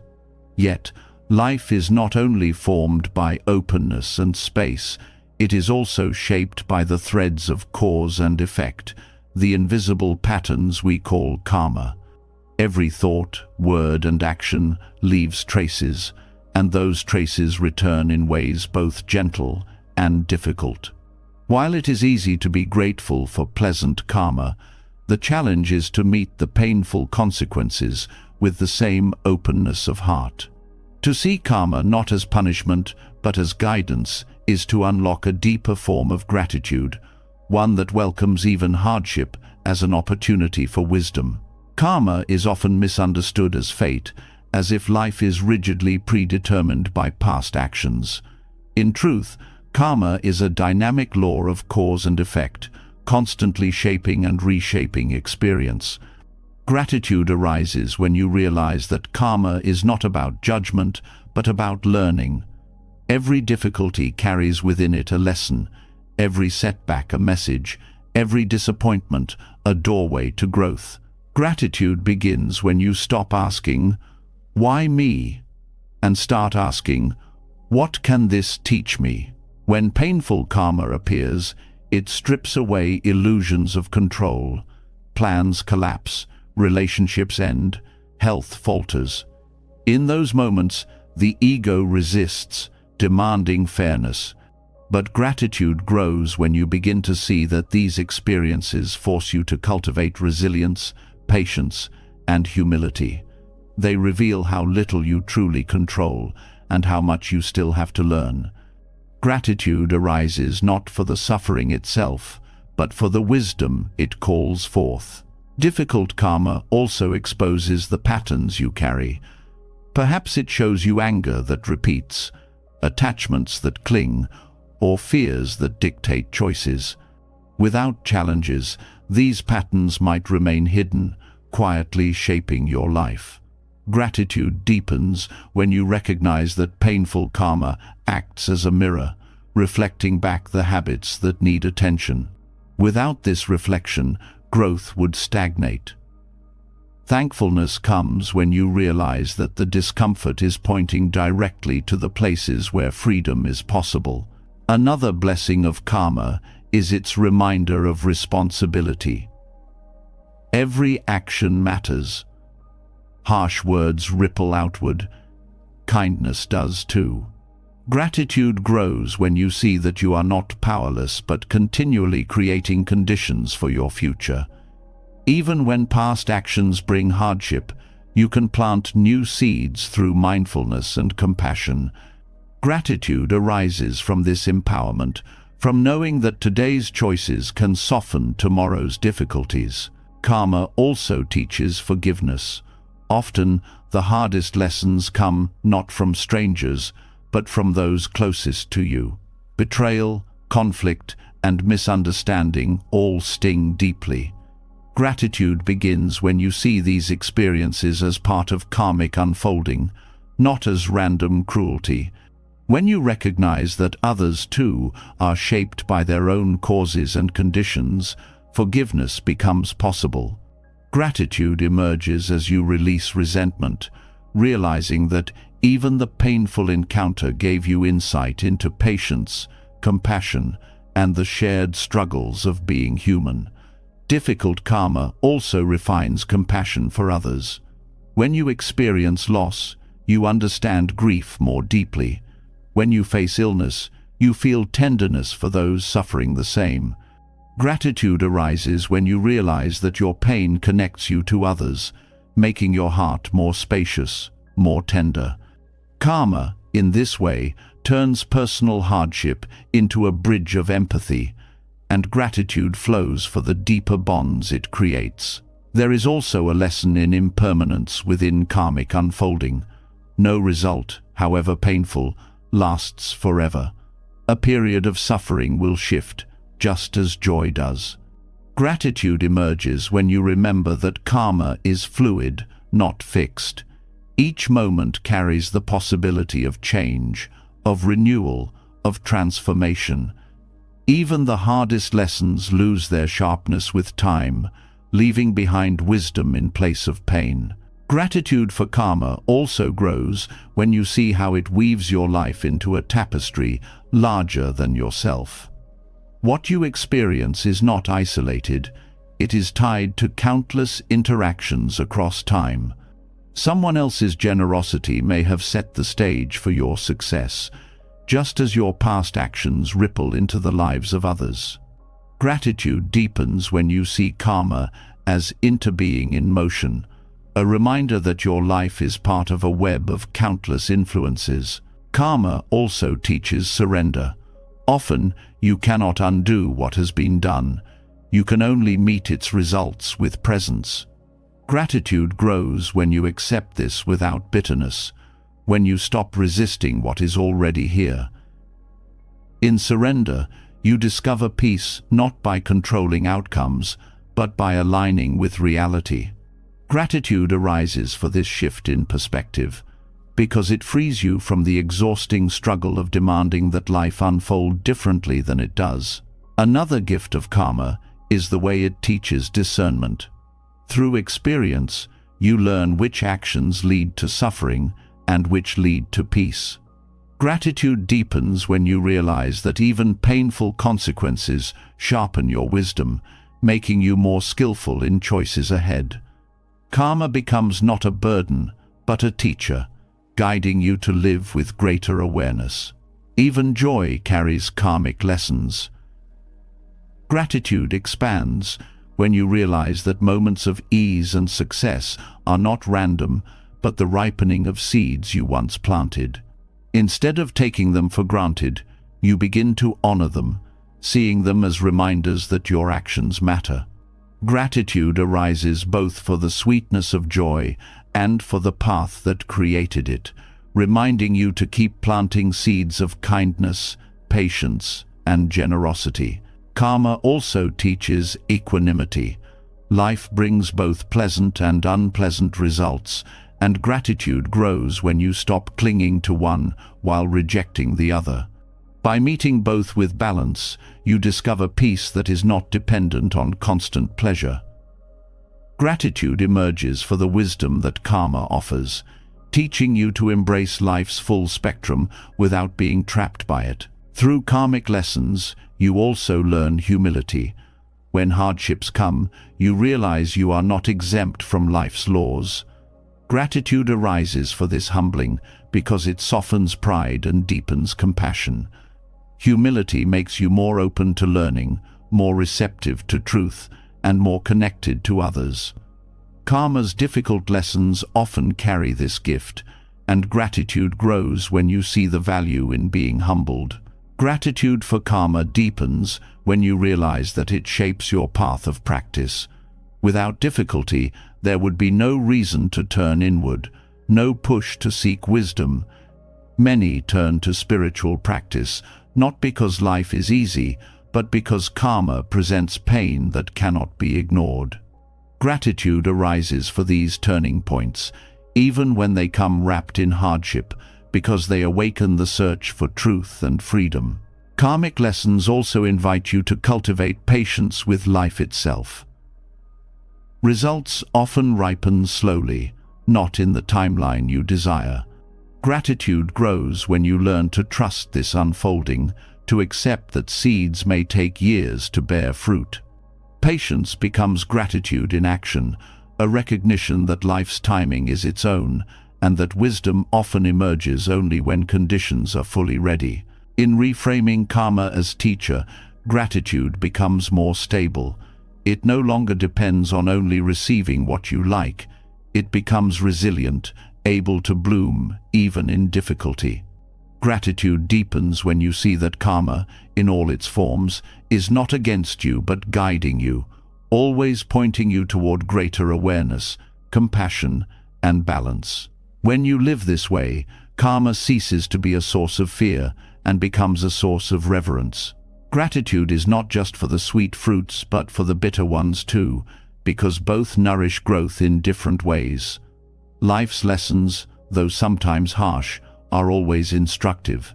Gratitude grows when you realize that every experience, pleasant or painful, is part of your unfolding path. And as this gratitude for karma takes root, the journey opens further. Each step you take, each lesson you receive, each seed you plant, connects you more deeply to the earth beneath your feet. The practice of gratitude moves from the realm of thought into movement, into the simple act of walking. The next lesson invites you to recognize that every step is a thank you to the ground that holds you, to the earth that sustains you, to the path that never fails to meet your feet. Karma shows you that every action carries a lesson, every moment a chance to grow. Gratitude blossoms not only in what pleases you, but also in what challenges you, because both are part of the same unfolding path. Yet lessons are not always found in reflection or memory. They can also be discovered in the simplest act of being alive right now. Few practices reveal this more clearly than walking meditation. Each step is a reminder of the earth that holds you, of the connection between your body and the ground, of the life that quietly supports you with every movement. Gratitude deepens when walking is no longer just a way of moving, but a way of thanking. Walking is often treated as a means to an end, a way to get from one place to another. But in mindful walking, the journey itself is the destination. Every step becomes a chance to return to presence, to feel the contact of your foot with the ground, to notice the rhythm of your body in motion. Gratitude grows when you stop rushing past these details and start honoring them. Each step whispers, "I am alive." Each step says, "The earth supports me." Walking becomes prayer, a constant thank you offered to the ground beneath you. The practice begins with awareness of contact. As your foot touches the earth, notice the firmness, the softness, the texture. Gratitude arises for the stability of the ground, for its quiet willingness to carry you without complaint. This recognition brings humility. You realize that no step is possible without the earth beneath. Gratitude becomes embodied, felt not as an idea but as weight and balance, as the ground meeting your body again and again. Walking meditation also slows the mind. The steady rhythm of steps grounds you, drawing attention away from restless thoughts into direct experience. Gratitude grows when you realize that the earth itself anchors you, calming your mind not through effort, but through its steady presence. Each step becomes a reminder that peace is available, that you are already supported, that you do not need to run anywhere to find it. This practice also teaches reverence for the body. Walking reveals muscles, balance, breath, coordination, all working together to carry you forward. Gratitude arises for legs that move, for lungs that expand with effort, for the body's quiet strength. Even if there is pain or stiffness, gratitude grows when you see that your body continues to serve you, step after step, without demanding recognition. Walking meditation transforms movement into appreciation for the gift of embodiment itself. Each step is also a reminder of interconnection. The earth beneath your feet is not inert, it is alive with history, with minerals from ancient mountains, with soil that once held forests, with the ashes of ancestors. Gratitude deepens when you realize that you are not walking on dead matter, but on a living ground that has nourished countless beings before you. Every step connects you to time, to generations, to the cycles of life. Walking meditation reveals the miracle of balance. Each step is a delicate act, shifting weight, finding stability, moving forward without falling. Gratitude grows when you see how this balance mirrors life itself. Just as you cannot stay frozen in one step, you cannot stay frozen in one moment. You must move, adjust, trust the next placement. Gratitude arises for this lesson carried in the body. Balance is not stillness, but constant adaptation, and the earth is always there to catch you. The practice also teaches patience. Walking slowly, deliberately, is a challenge in a world of haste. Yet, as you slow down, gratitude deepens. You see that the earth does not rush. The ground waits quietly for your step. Gratitude grows as you realize that life, too, can be lived without constant speed, that peace is found in steady presence rather than frantic motion. Walking with awareness also strengthens connection to nature. On grass, soil, sand, or stone, each surface teaches something new. Gratitude expands for the diversity of the earth, the coolness of morning dew, the warmth of sunlit pavement, the softness of moss, the firmness of rock. Each texture is a reminder of the earth's generosity, offering countless experiences beneath your feet. Gratitude becomes sensory, alive in touch, sound, and rhythm. This practice also reshapes your relationship with the environment. As you walk mindfully, you see the fragility of the ground soil eroded by misuse, paths worn by overuse, ecosystems threatened by neglect. Gratitude arises not only for what the earth gives, but also for the awareness that you must give back. Walking meditation becomes an act of stewardship, a vow to tread gently, to honor the ground that sustains you. Walking slowly also brings clarity about impermanence. Each footprint you leave behind fades quickly, erased by wind, water, or time. Gratitude grows when you see that this impermanence mirrors your life. Each step is unique, never to be repeated, disappearing even as it is made. Gratitude deepens when you recognize that this fleeting nature makes each step more precious, each moment more worthy of attention.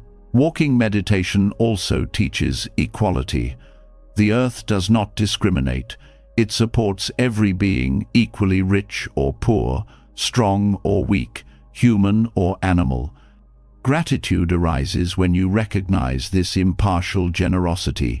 Each step becomes a reminder that you are part of a larger whole, sustained by a ground that asks nothing in return. Gratitude flows as you honor this equality, as you see yourself not as separate, but as one among many held by the same earth. The practice also transforms suffering. When your heart feels heavy, walking slowly, step by step, brings relief. Each contact with the ground reminds you that you are not lost, not unsupported. Gratitude grows as you realize that the earth absorbs your weight, steadying you when life feels unstable. Walking becomes a way to release pain into the ground, to trust that you are carried even in hardship. Gratitude deepens because the earth offers comfort without words, without conditions. Walking with awareness also opens the senses. You notice bird song, rustling leaves, the smell of soil, the feel of air. Gratitude arises for this symphony of life that often goes unnoticed in haste. Each step becomes an invitation to awaken, to thank not only the ground, but the entire environment that greets you as you move. Gratitude becomes a full-bodied experience, felt through sight, sound, smell, and touch. Walking meditation also teaches presence in community. When practiced with others, the steps align, creating a shared rhythm. Gratitude deepens when you feel this silent harmony, each person moving together, grounded in the same earth, breathing the same air. Gratitude here is not only for the ground but for the connection that mindful walking creates between people, a unity beyond words. The practice also reveals joy in simplicity. No special tools, no elaborate rituals, only the body, the breath, and the ground.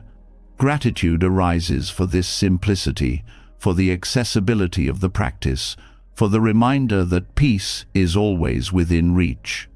Walking meditation strips away complication, leaving only the profound truth that being alive and taking steps is already enough. Walking with gratitude also changes how you view the future. Each step is both movement and arrival. You do not need to rush toward distant goals, because every step is complete in itself. Gratitude grows when you realize that you are already where you need to be, that each step contains wholeness. Gratitude arises for the journey itself, not for distant destinations. When practiced deeply, walking meditation transforms your relationship with the world. The ground is no longer taken for granted, but honored as a constant gift. Gratitude deepens until each step feels like bowing, each step an offering of thanks. Walking becomes prayer, not in words but in contact, not in ritual but in presence. As this practice settles into your heart, you begin to see that gratitude does not belong only to the visible and tangible. Beyond the earth beneath your feet, there are other gifts waiting: the silence that allows sound to exist, the pauses that shape life, the noble quiet that deepens presence itself. The path now leads from the ground that carries you into the silence that surrounds you, inviting you to meet gratitude in the absence of words. Each mindful step teaches you that gratitude is not found in arrival, but in presence, not in destinations, but in the journey itself. With every movement, the earth holds you, and the breath steadies you, reminding you of the quiet support that life offers endlessly.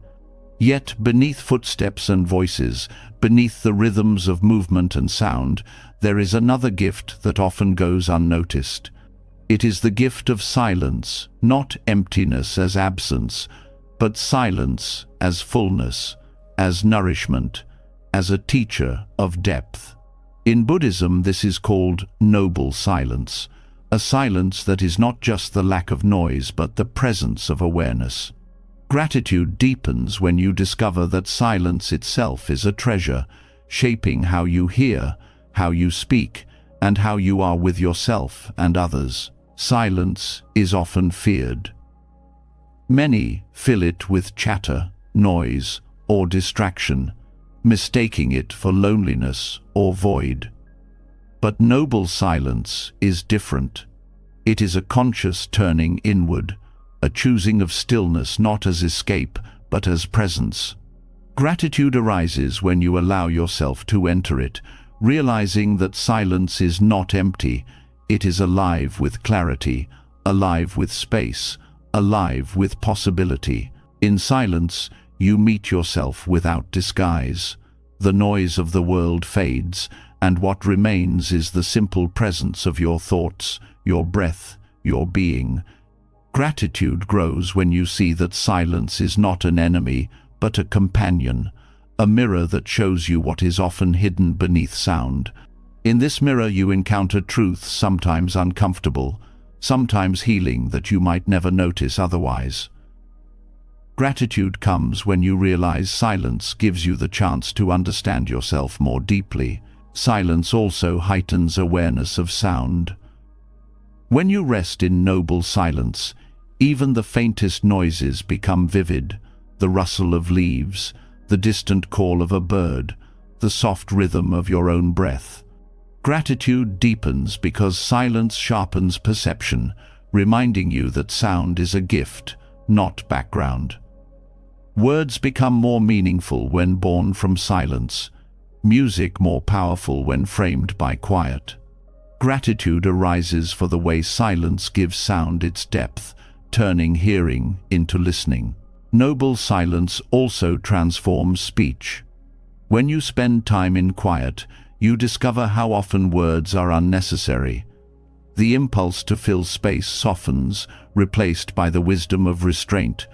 Gratitude grows when you realize that silence teaches you to speak with care, to value words not for their abundance, but for their truth. Speech becomes lighter, kinder, more deliberate.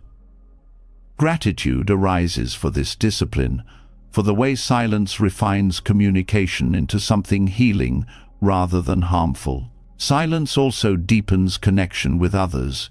In ordinary life, silence in conversation can feel awkward, something to be filled. But noble silence reveals that presence alone is enough. Sitting quietly with another, without words, creates intimacy deeper than dialogue. Gratitude grows when you experience this, when you see that silence itself can hold love, respect, and understanding. It teaches you that being with someone does not always require speaking. Sometimes the deepest gratitude is expressed in quiet companionship. The practice of silence also heals restlessness. In constant noise, the mind becomes agitated, always pulled outward. But in silence, the mind begins to settle, like water clearing after being stirred. Gratitude arises when you notice this calming, when silence offers rest to your weary thoughts. It is in silence that creativity returns, clarity surfaces, and peace emerges.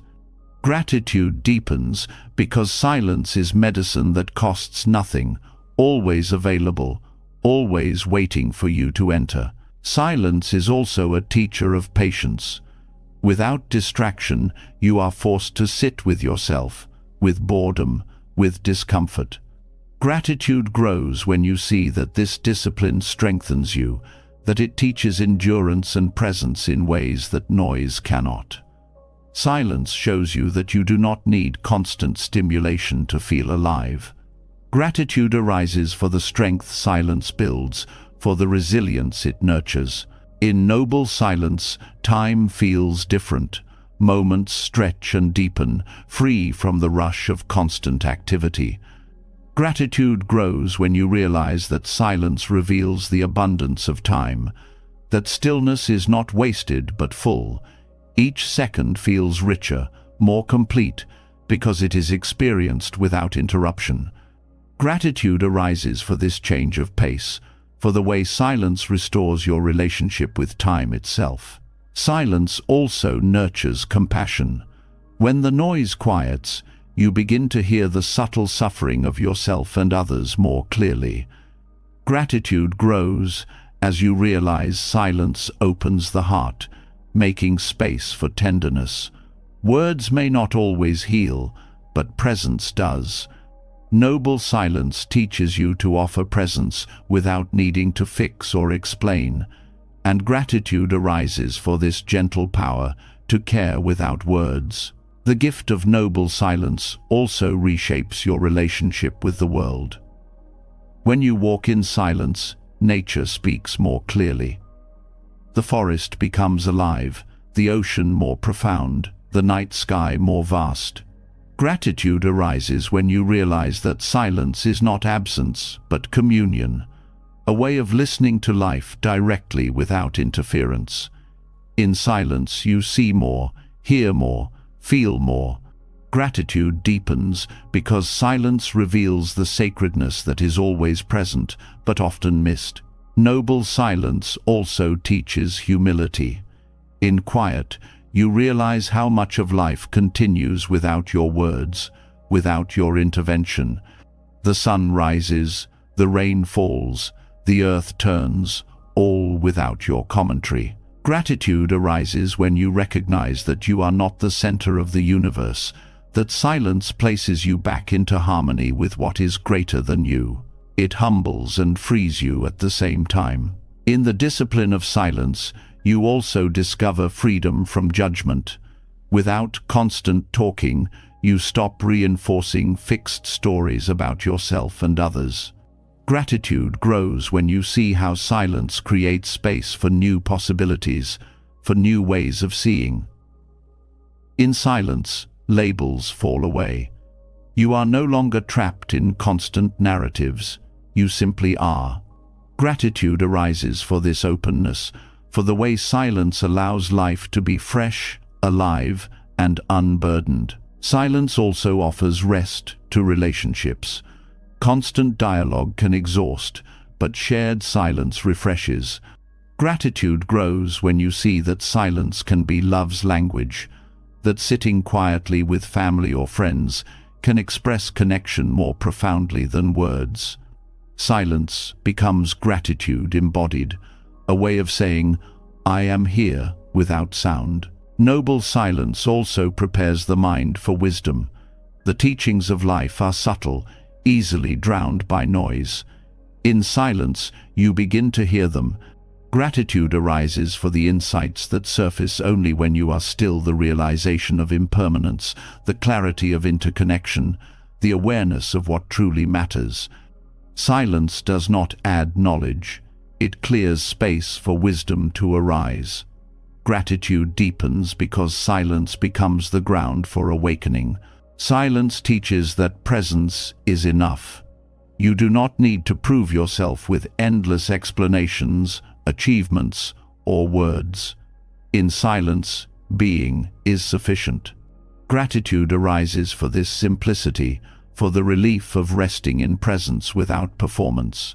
Silence teaches you to value yourself, not for what you produce or say, but for the simple fact of being alive. Gratitude for silence also expands into daily life. You begin to value pauses in conversation, quiet mornings, moments between tasks. These gaps are no longer emptiness to be filled, but gifts to be honored. Gratitude grows when you see silence as nourishment, as necessary as food and water. Each pause becomes sacred, each quiet moment a reminder of life's depth. As noble silence settles in the heart, gratitude becomes more refined. You begin to thank not only what you hear, but also what you do not hear, not only what is present, but what is absent. Silence teaches that fullness includes emptiness, that sound is made meaningful by quiet, that presence is deepened by stillness. Gratitude arises not as reaction, but as a way of being, rooted in the silent ground of awareness. And from here, the journey unfolds further. Having learned gratitude in the stillness of silence, you begin to see that every encounter, every person who crosses your path, carries a lesson. Silence reveals truths that words often conceal. In noble quiet, you begin to feel the depth of presence, the richness that comes when you stop filling every moment with sound. That same awareness, once carried into daily life, uncovers something even more profound. Every encounter is a teaching, every person a messenger. Whether gentle or harsh, kind or challenging, the people you meet are part of your path.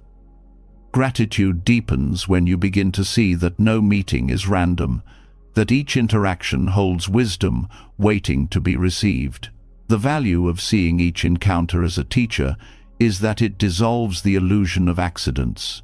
When someone speaks harshly, it is easy to react with defensiveness or anger. But when you view them as a teacher, the question shifts from, "Why are they treating me this way?" to, "What can I learn here?" Gratitude arises because the sting becomes a mirror, showing you where patience, compassion, or humility still need strengthening. The encounter itself becomes a lesson in growth. Kind encounters also carry teachings, though they are easier to overlook.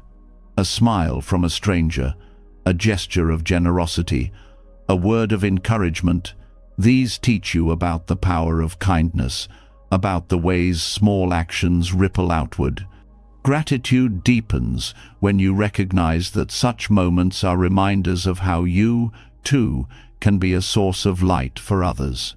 Every act of kindness becomes a teacher, and gratitude flows when you honor the lesson it offers.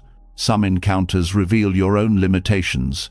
A person may trigger irritation, jealousy, or fear, not because of who they are, but because they touch something unresolved within you. Gratitude grows when you see this clearly. Instead of blaming them, you recognize the opportunity they give you to look inward, to address your own shadows. Gratitude arises for their role in uncovering truths you might otherwise hide from yourself. Teachers also appear in those who challenge your perspective. Someone with different beliefs, lifestyles, or experiences can expand your understanding of the world. Gratitude emerges when you realize that disagreement is not a threat, but a chance to see through another lens. Each encounter stretches your awareness, loosens rigid thinking, and reveals the vast diversity of human experience. The lesson is humility, and gratitude deepens for the reminder that your view is not the only one. Even brief encounters can be profound. A short conversation, a glance, a passing interaction can plant seeds that grow for years. Gratitude arises when you see that no encounter is too small to matter. Each one contributes to the shaping of your path, often in ways you only understand later. The barista who greets you warmly, the stranger who offers directions, the child who laughs freely, all are teachers, showing you something about presence, about connection, about joy. Encounters with those in pain also carry lessons. Meeting someone who is suffering teaches compassion, reminding you of the fragility and resilience of life. Gratitude grows when you realize that their pain awakens tenderness in you, expanding your capacity for empathy. Even when you cannot solve their problem, the encounter teaches you the power of presence, of being with someone without turning away. Gratitude arises for the chance to learn love in action. Challenging encounters teach boundaries as well. Not every person will treat you with respect, and some lessons come through learning to say no, to step back, to protect your own well-being. Gratitude deepens when you see that even those who cross your boundaries are teachers, offering lessons in self-respect and clarity. The gratitude here is not for the harm, but for the wisdom gained in recognizing your own strength and your right to peace. Each encounter also teaches impermanence. People come and go, some staying briefly, others for decades. Gratitude arises when you realize that the temporariness of these relationships makes them precious.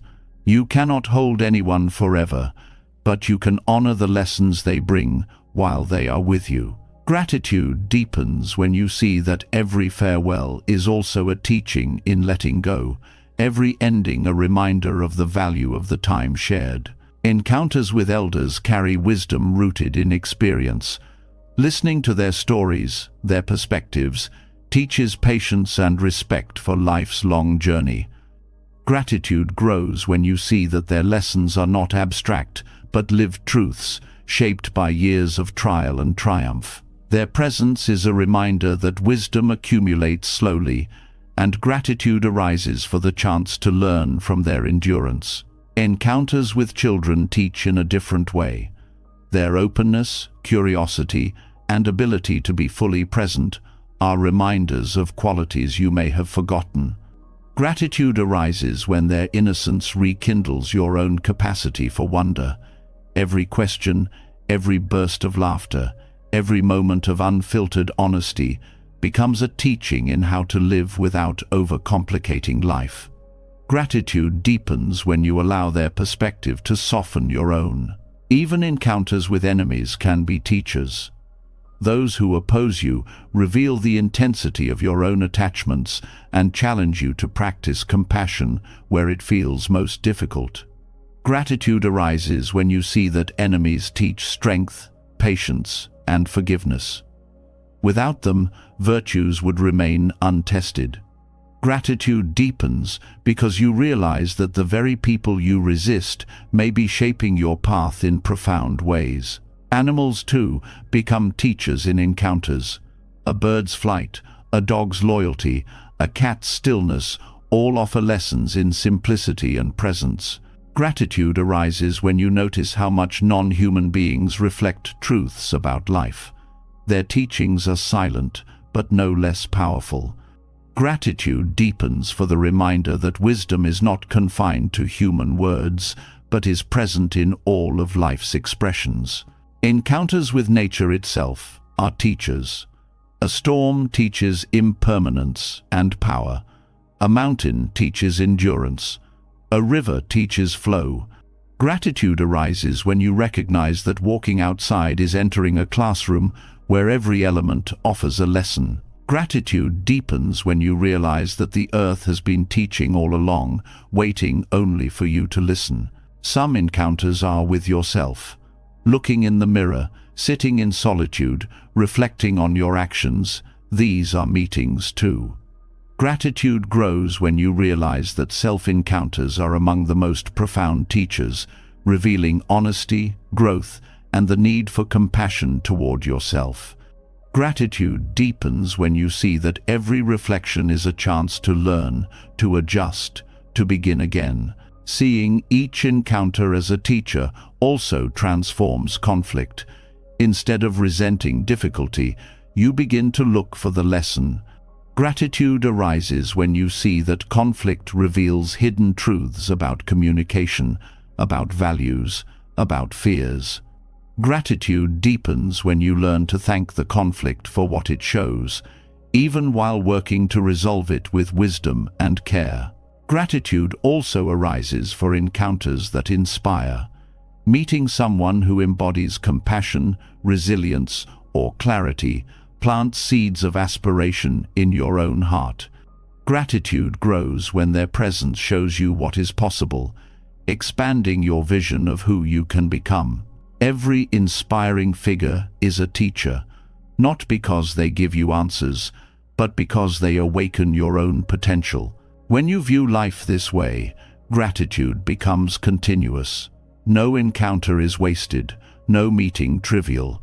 Each person becomes part of your journey, carrying lessons you need at that moment. Gratitude deepens when you see that life itself is the teacher, presenting lessons in the form of people, experiences, and relationships. Every encounter offers a mirror, a teaching, a reminder that life itself is the greatest classroom. Gratitude arises when you see that nothing is wasted, that even the most difficult meetings reveal wisdom. Yet, as powerful as these lessons are, they point toward an even deeper truth. You cannot hold on to any of them forever. Teachers appear and pass, relationships shift, experiences end, and moments fade. Gratitude grows not only in receiving, but also in releasing. To let go is to honor the impermanence of life, to thank what has served its purpose, and to open space for what is yet to come. Letting go is often misunderstood as loss or defeat, but in truth, letting go is an act of liberation. When you release what no longer serves you, possessions, attachments, expectations, you discover freedom, and with that freedom comes gratitude. Gratitude for the space created, gratitude for the lightness of being, gratitude for the clarity that arrives when clutter, both inner and outer, is removed. Possessions are one of the clearest examples. The more you accumulate, the more you feel weighed down, tied to objects that demand care, protection, and attention. Letting go of excess reveals that you never needed as much as you thought. Gratitude arises for the few things that remain, cherished because they are no longer drowned in abundance. A simple cup, a single book, a trusted tool, each becomes precious when not lost in a crowd of unnecessary items. Gratitude deepens because you realize value is not in quantity, but in sufficiency. Letting go also applies to attachments, the invisible bonds of craving and clinging. Whether to people, experiences, or identities, attachment creates suffering when you demand permanence from what is impermanent. To release attachment is not to stop loving or caring, it is to stop grasping. Gratitude arises when love is freed from clinging, when presence is valued without the need to possess. You thank the moment, the person, the experience for what it gives now, without burdening it with demands to last forever. Gratitude deepens because you see that freedom and love are not opposites but companions. Expectations are another form of weight. Life rarely unfolds according to your plans, and the tighter you cling to them, the more disappointment follows. Letting go of rigid expectations opens you to reality as it is, not as you wished it to be. Gratitude arises when you release the need for control and discover the beauty of what actually arrives. Instead of resenting the difference between what you wanted and what you received, you thank life for surprising you, for teaching you flexibility, for showing you possibilities you never imagined. Gratitude deepens because each moment becomes a gift rather than a test. Letting go also reveals the lesson of impermanence in a direct way. Everything you cling to will one day slip from your grasp. Possessions will decay, relationships will shift, even the body will fade. Gratitude grows when you accept this truth, not with despair, but with reverence. To let go is to honor the reality of change, to say thank you for what has passed, and to trust that space opens for new beginnings. Gratitude deepens because you stop fighting against the flow of life, and instead move with it, lighter and freer. The act of letting go also brings peace to the mind. Holding on whether to grudges, regrets, or desires creates constant tension. Release dissolves that strain, leaving room for calm. Gratitude arises for the relief, for the space in the mind once consumed by endless repetition. To forgive, to release resentment, to let past mistakes fall away, is to thank yourself for choosing peace over bitterness. Gratitude deepens as you realize that letting go is not only an act toward others, but a gift of healing to yourself. Letting go also awakens creativity. When life is cluttered with attachments and possessions, there is little room for inspiration. Releasing opens space, and in that space, new ideas, new insights, and new possibilities emerge. Gratitude grows as you realize that emptiness is not void but fertile ground. Letting go of the old makes way for the new, and gratitude arises for the courage it takes to create space. This practice also teaches humility. Letting go means accepting that you do not control everything, that life is larger than your plans. Gratitude arises when humility replaces pride, when you bow to the flow of existence rather than resist it. Gratitude deepens because humility brings peace, dissolving the constant struggle to make life conform to your will. Letting go also refines relationships. When you release the need to control others, to mold them to your expectations, love becomes lighter. Gratitude arises for the freedom this gives both you and them. Each person is allowed to be as they are, and you are freed from disappointment when they do not match your image. Gratitude deepens when relationships are built on presence rather than possession, on acceptance rather than demand. This practice also extends to identity. Many cling tightly to roles, achievements, or labels, believing them to be permanent. But identities shift what you do, how others see you, even how you see yourself. Letting go of rigid identity brings relief. Gratitude arises when you see that you are more than a single definition, that you can change, adapt, and grow. Gratitude deepens when you realize that letting go of who you were makes space for who you can become. Letting go also applies to time. Many people cling to the past, replaying regrets or longing for what once was.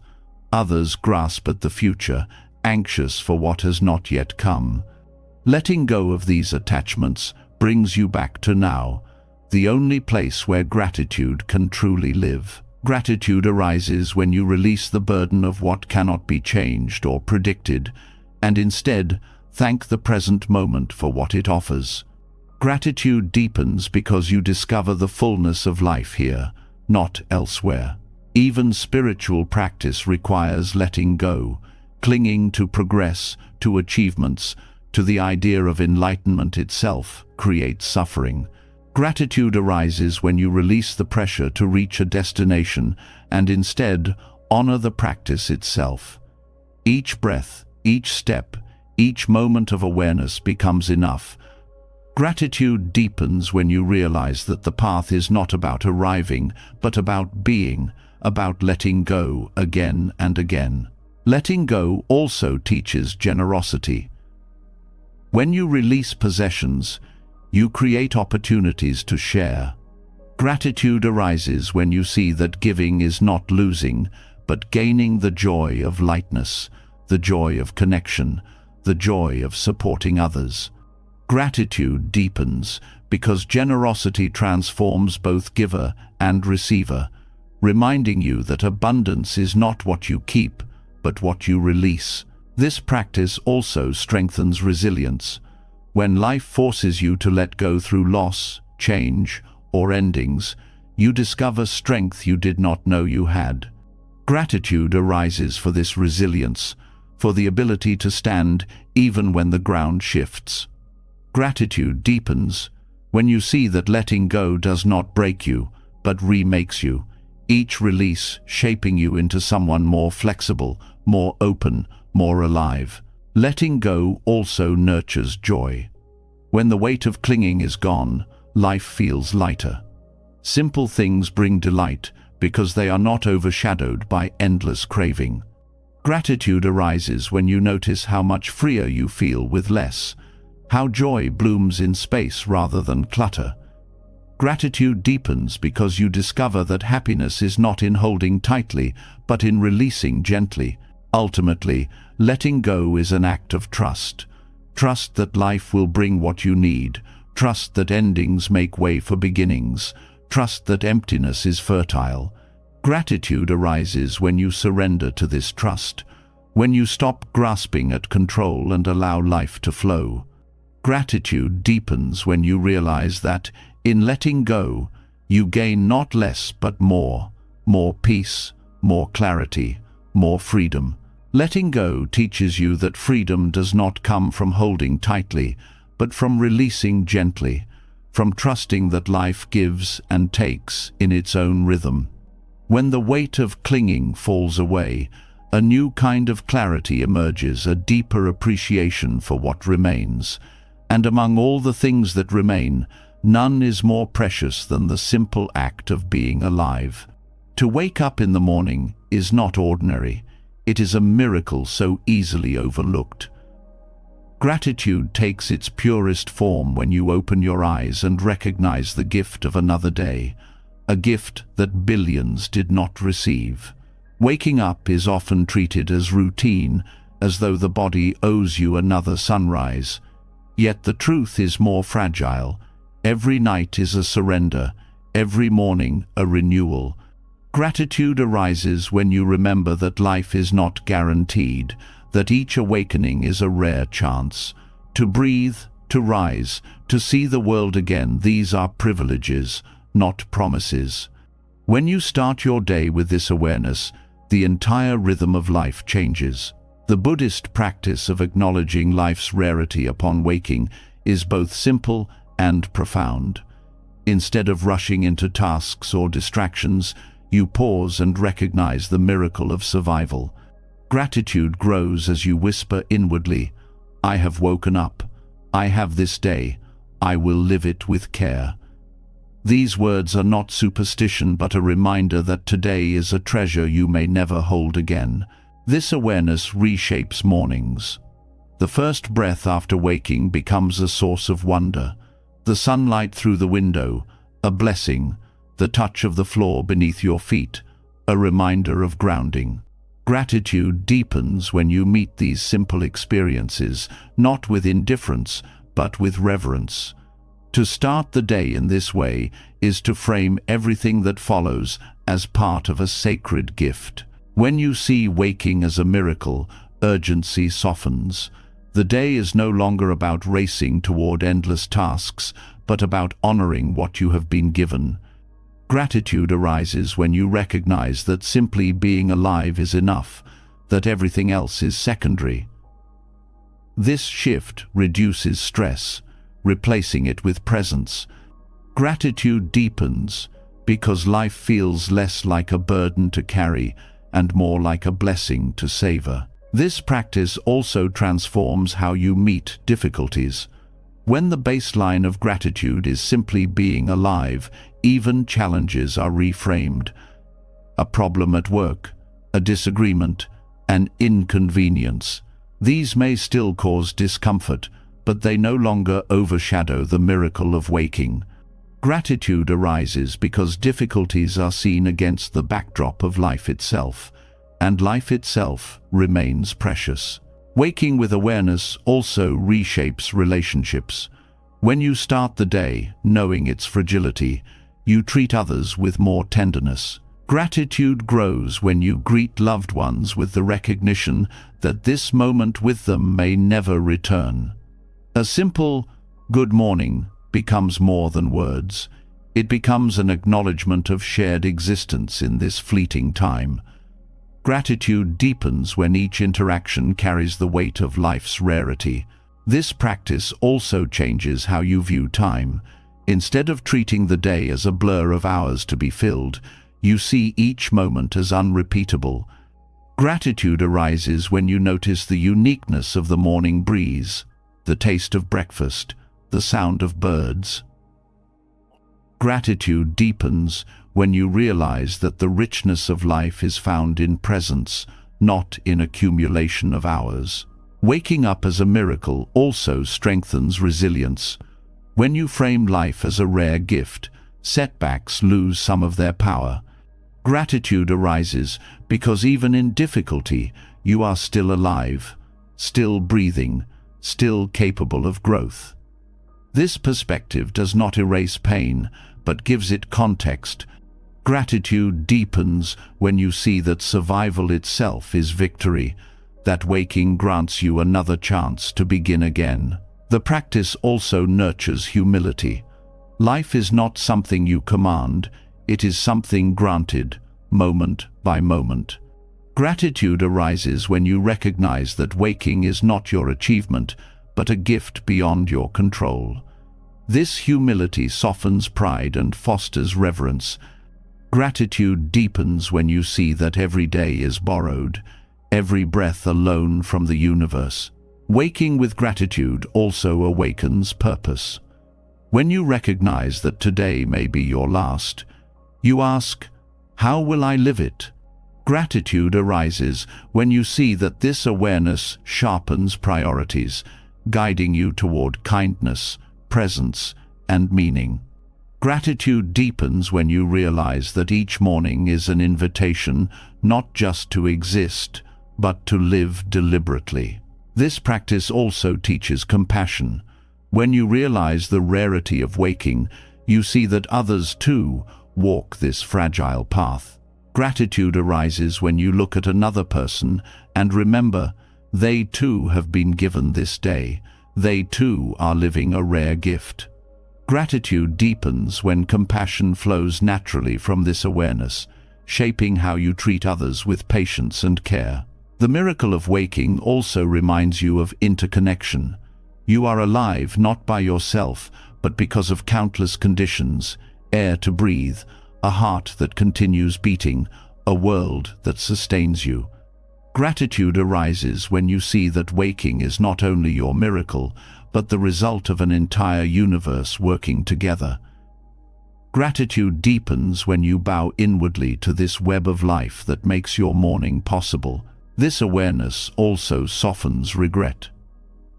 When you wake with gratitude, you remember that today is new, unshaped, unspoiled. Gratitude arises because you are not bound only by the past. You are free to live differently now. Gratitude deepens when you recognize that each morning offers renewal, a chance to practice again, to love again, to begin again. The practice also teaches presence with mortality. Each morning reminds you that one day you will not wake, that life is finite. Gratitude arises when you hold this truth not with fear but with reverence. Gratitude deepens when mortality sharpens appreciation, making every day more vivid, every encounter more sacred, every breath more worthy of thanks. When waking is treated as miracle, even small things glow. The warmth of water on your face, the stretch of your body, the quiet of early hours, all become blessings. Gratitude arises when you stop treating mornings as obstacles to endure and start honoring them as sacred beginnings. Gratitude deepens when you see that these ordinary details are extraordinary in their own right. Waking with awareness also nurtures discipline. Starting the day with gratitude shapes how you carry the hours ahead. Gratitude arises when you realize that beginning in reverence sets a tone of mindfulness that ripples into work, relationships, and rest. Gratitude deepens when you see that discipline is not a burden but a devotion, a way of honoring the gift of another day. This practice also brings peace. When you wake with gratitude, the noise of comparison and craving loses power. Gratitude arises because you are already satisfied with the miracle of being alive. Gratitude deepens when you realize that no achievement, no possession, no status can equal the simple gift of waking to another day. Each morning is a reminder that life is temporary, fragile, and rare. Gratitude grows when you remember this, when you start the day not with complaint, but with reverence. Gratitude deepens when you recognize that waking itself is the foundation of joy, the first gift, the one upon which all others rest. Waking each morning as though it were the rarest of miracles changes everything. You begin the day with reverence, aware that life has been granted once again, aware that this chance is not guaranteed. And from this deep sense of gratitude, the heart naturally expands beyond itself. It is not enough to simply be alive. There is a call to use this life well. Out of that awareness arises one of the most beautiful expressions of Buddhist practice, the Bodhisattva ideal. To live not only for personal freedom, but for the awakening of all beings. To see service itself as the highest form of gratitude is to embody a joy that no self-centered pursuit can offer. The Bodhisattva path is rooted in gratitude for existence, but it is expressed through service. Instead of hoarding wisdom, you share it. Instead of striving only for your own release from suffering, you vow to walk alongside others, supporting their journey as if it were your own.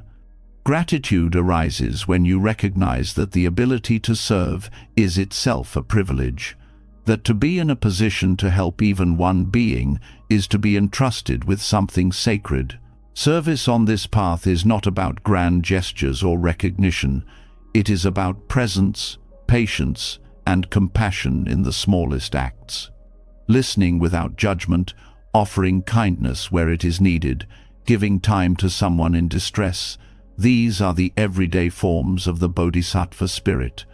Gratitude deepens when you see that no act of service is wasted, that even the simplest gesture can ease suffering and ripple outward in ways you may never know. The Bodhisattva ideal also teaches that service is not a burden but a joy. Gratitude arises when you discover that helping others nourishes your own heart, that compassion gives energy rather than depletes it. In serving, you are reminded of interconnection, that others' happiness is tied to your own, that their relief from suffering lightens the world for everyone. Gratitude deepens when you see that service is not sacrifice, but participation in the great web of life. To walk this path requires humility. The Bodhisattva does not serve from a place of superiority, but from recognition of shared humanity. Gratitude arises when you remember that you, too, have been carried by countless others, the teachers who guided you, the strangers who helped you, the earth itself sustaining you. Service then becomes not an obligation, but a way of repaying a debt that can never truly be repaid. Gratitude deepens when you bow inwardly to this cycle of giving and receiving, knowing that by serving others, you are honoring all that has been given to you. The Bodhisattva ideal also reframes difficulty. When someone is unkind, instead of responding with resentment, you see an opportunity to practice patience and compassion. Gratitude arises when you realize that even those who challenge you are offering a chance to strengthen your practice. The gratitude is not for the harm itself, but for the wisdom it allows you to cultivate. Service then extends even to those who oppose you, because you understand they too are suffering, and your role is to ease, not to judge. This path also teaches the value of perseverance. The Bodhisattva vow is vast offering to serve all beings across endless time. Gratitude arises when you see that this vow is not meant to be completed, but to keep the heart open. The joy is not in finishing, but in continuing, in dedicating each step to something larger than yourself. Gratitude deepens when you realize that endless service is not exhausting but liberating, because it frees you from the narrow confines of self-concern. Service also transforms your relationship with purpose. Many search endlessly for meaning, but the Bodhisattva knows that purpose is found in service itself. Gratitude arises when you realize that you do not need to wait for grand opportunities to matter. Each interaction is already an opportunity to serve. Gratitude deepens when you live with this awareness, when each moment becomes meaningful simply because it allows you to offer kindness. The Bodhisattva ideal also reveals that gratitude for life cannot be separated from responsibility. To be alive while others suffer is to be called to respond. Gratitude arises not only in enjoying your blessings, but in using them to uplift others. Gratitude deepens when you realize that privilege is not something to cling to, but something to share. That joy multiplies when it is spread. This path also reshapes how you view your own suffering. Instead of seeing pain as something to escape alone, you recognize it as a bridge to others. Gratitude arises when you see that your hardships make you more compassionate, more capable of understanding the struggles of those around you. Gratitude deepens when you realize that service is not about being perfect, but about being real, about using even your wounds as sources of connection and healing. The Bodhisattva way also teaches the beauty of anonymity. To serve without recognition, to give without expectation of thanks, is to embody pure compassion. Gratitude arises when you experience the quiet joy of helping unseen, when you realize that the act itself is its own reward. Gratitude deepens when you free yourself from the need for acknowledgement, finding fulfillment in the giving itself. Walking this path also transforms fear. The Bodhisattva does not fear suffering or death, because service gives life a depth beyond individual survival. Gratitude arises when you see that to live for others is to transcend fear, to anchor your existence in something enduring.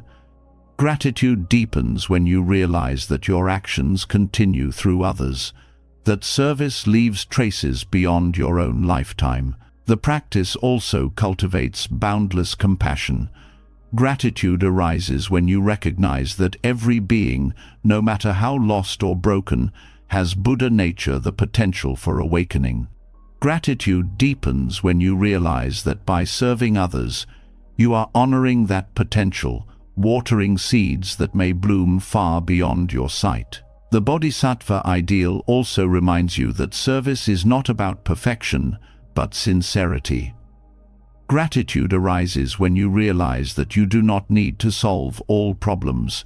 To serve, you only need to show up with presence and care.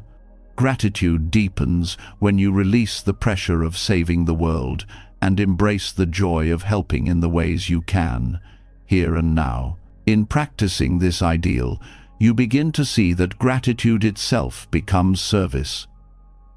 A grateful heart radiates kindness, patience, and generosity. To live with gratitude is to serve without effort, because gratitude naturally flows outward in care for others. Gratitude deepens when you see that your very way of being can become a gift to the world. Serving others with a grateful heart opens life in ways self-interest never can. When you live to uplift, your days carry meaning far beyond personal gain. Yet even the most devoted service is shaped by a truth that none can avoid. Time is finite. However much compassion you cultivate, however much wisdom you share, there will come a morning you do not rise. This is not a cause for despair, but a call to live more fully, to honor every breath, every encounter, every act, as if it were your last. In Buddhist teaching, this awareness is called maranasati, the contemplation of death. To reflect on mortality is not to invite fear, but to awaken gratitude for this very day, this borrowed span of hours that has been placed in your hands. Awareness of death strips away illusion. So often people live as though tomorrow is guaranteed, as though life stretches endlessly before them. Plans are made, time is wasted, gratitude postponed. But death reminds you that the only day you can touch is today. Gratitude arises when you recognize that this day is not owed to you, that to wake and move through it is a privilege. Gratitude deepens when you see that this borrowed day demands presence, not distraction. Contemplating death sharpens priorities. Many of the things that seem urgent, status, possessions, trivial arguments fade in significance when viewed against mortality. What remains are the essentials: kindness, love, awareness, service. Gratitude arises when you realize that death clarifies what matters, teaching you not to squander time on what does not nourish. Gratitude deepens when you live each day aligned with values that will still matter on your last breath. This practice also brings tenderness to relationships. Awareness of death reminds you that every meeting could be the final one, every conversation the last.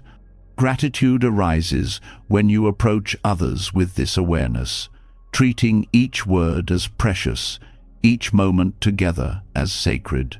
Gratitude deepens when you no longer take loved ones for granted, when farewells are softened with care, when anger dissolves because you know the chance to love is fleeting.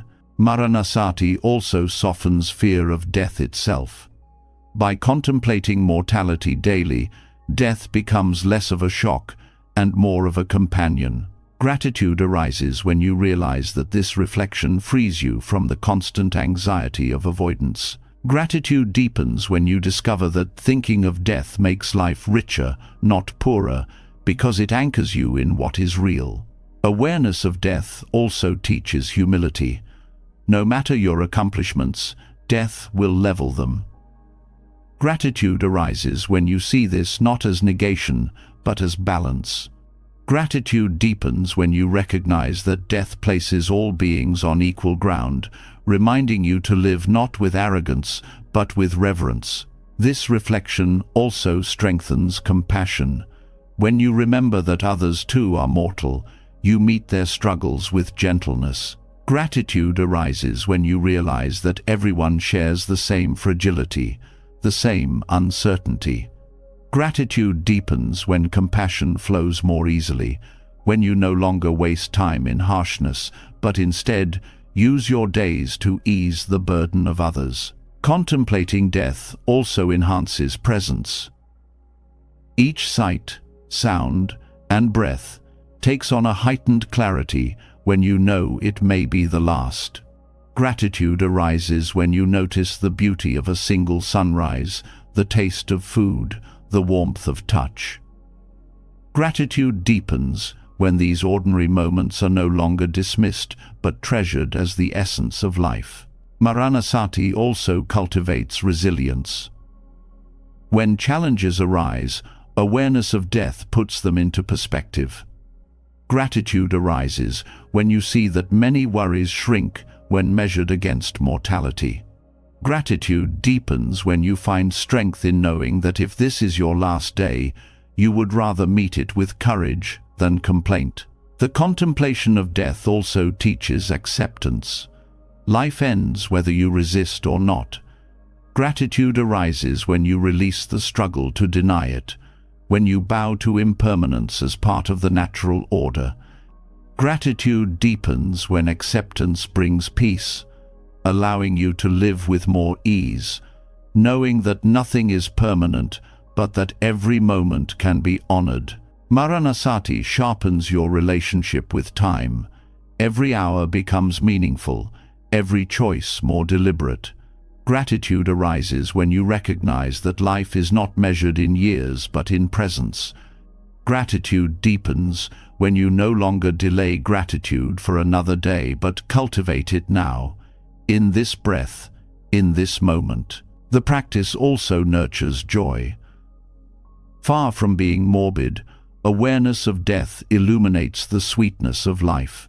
Gratitude arises when you see that fragility makes everything more precious: the laughter of a child, the quiet of evening, the chance to serve. Gratitude deepens when you realize that the beauty of life is inseparable from its impermanence, that transience is what gives it meaning. Maranasati also teaches liberation from clinging. Death will strip away all possessions, roles, and identities.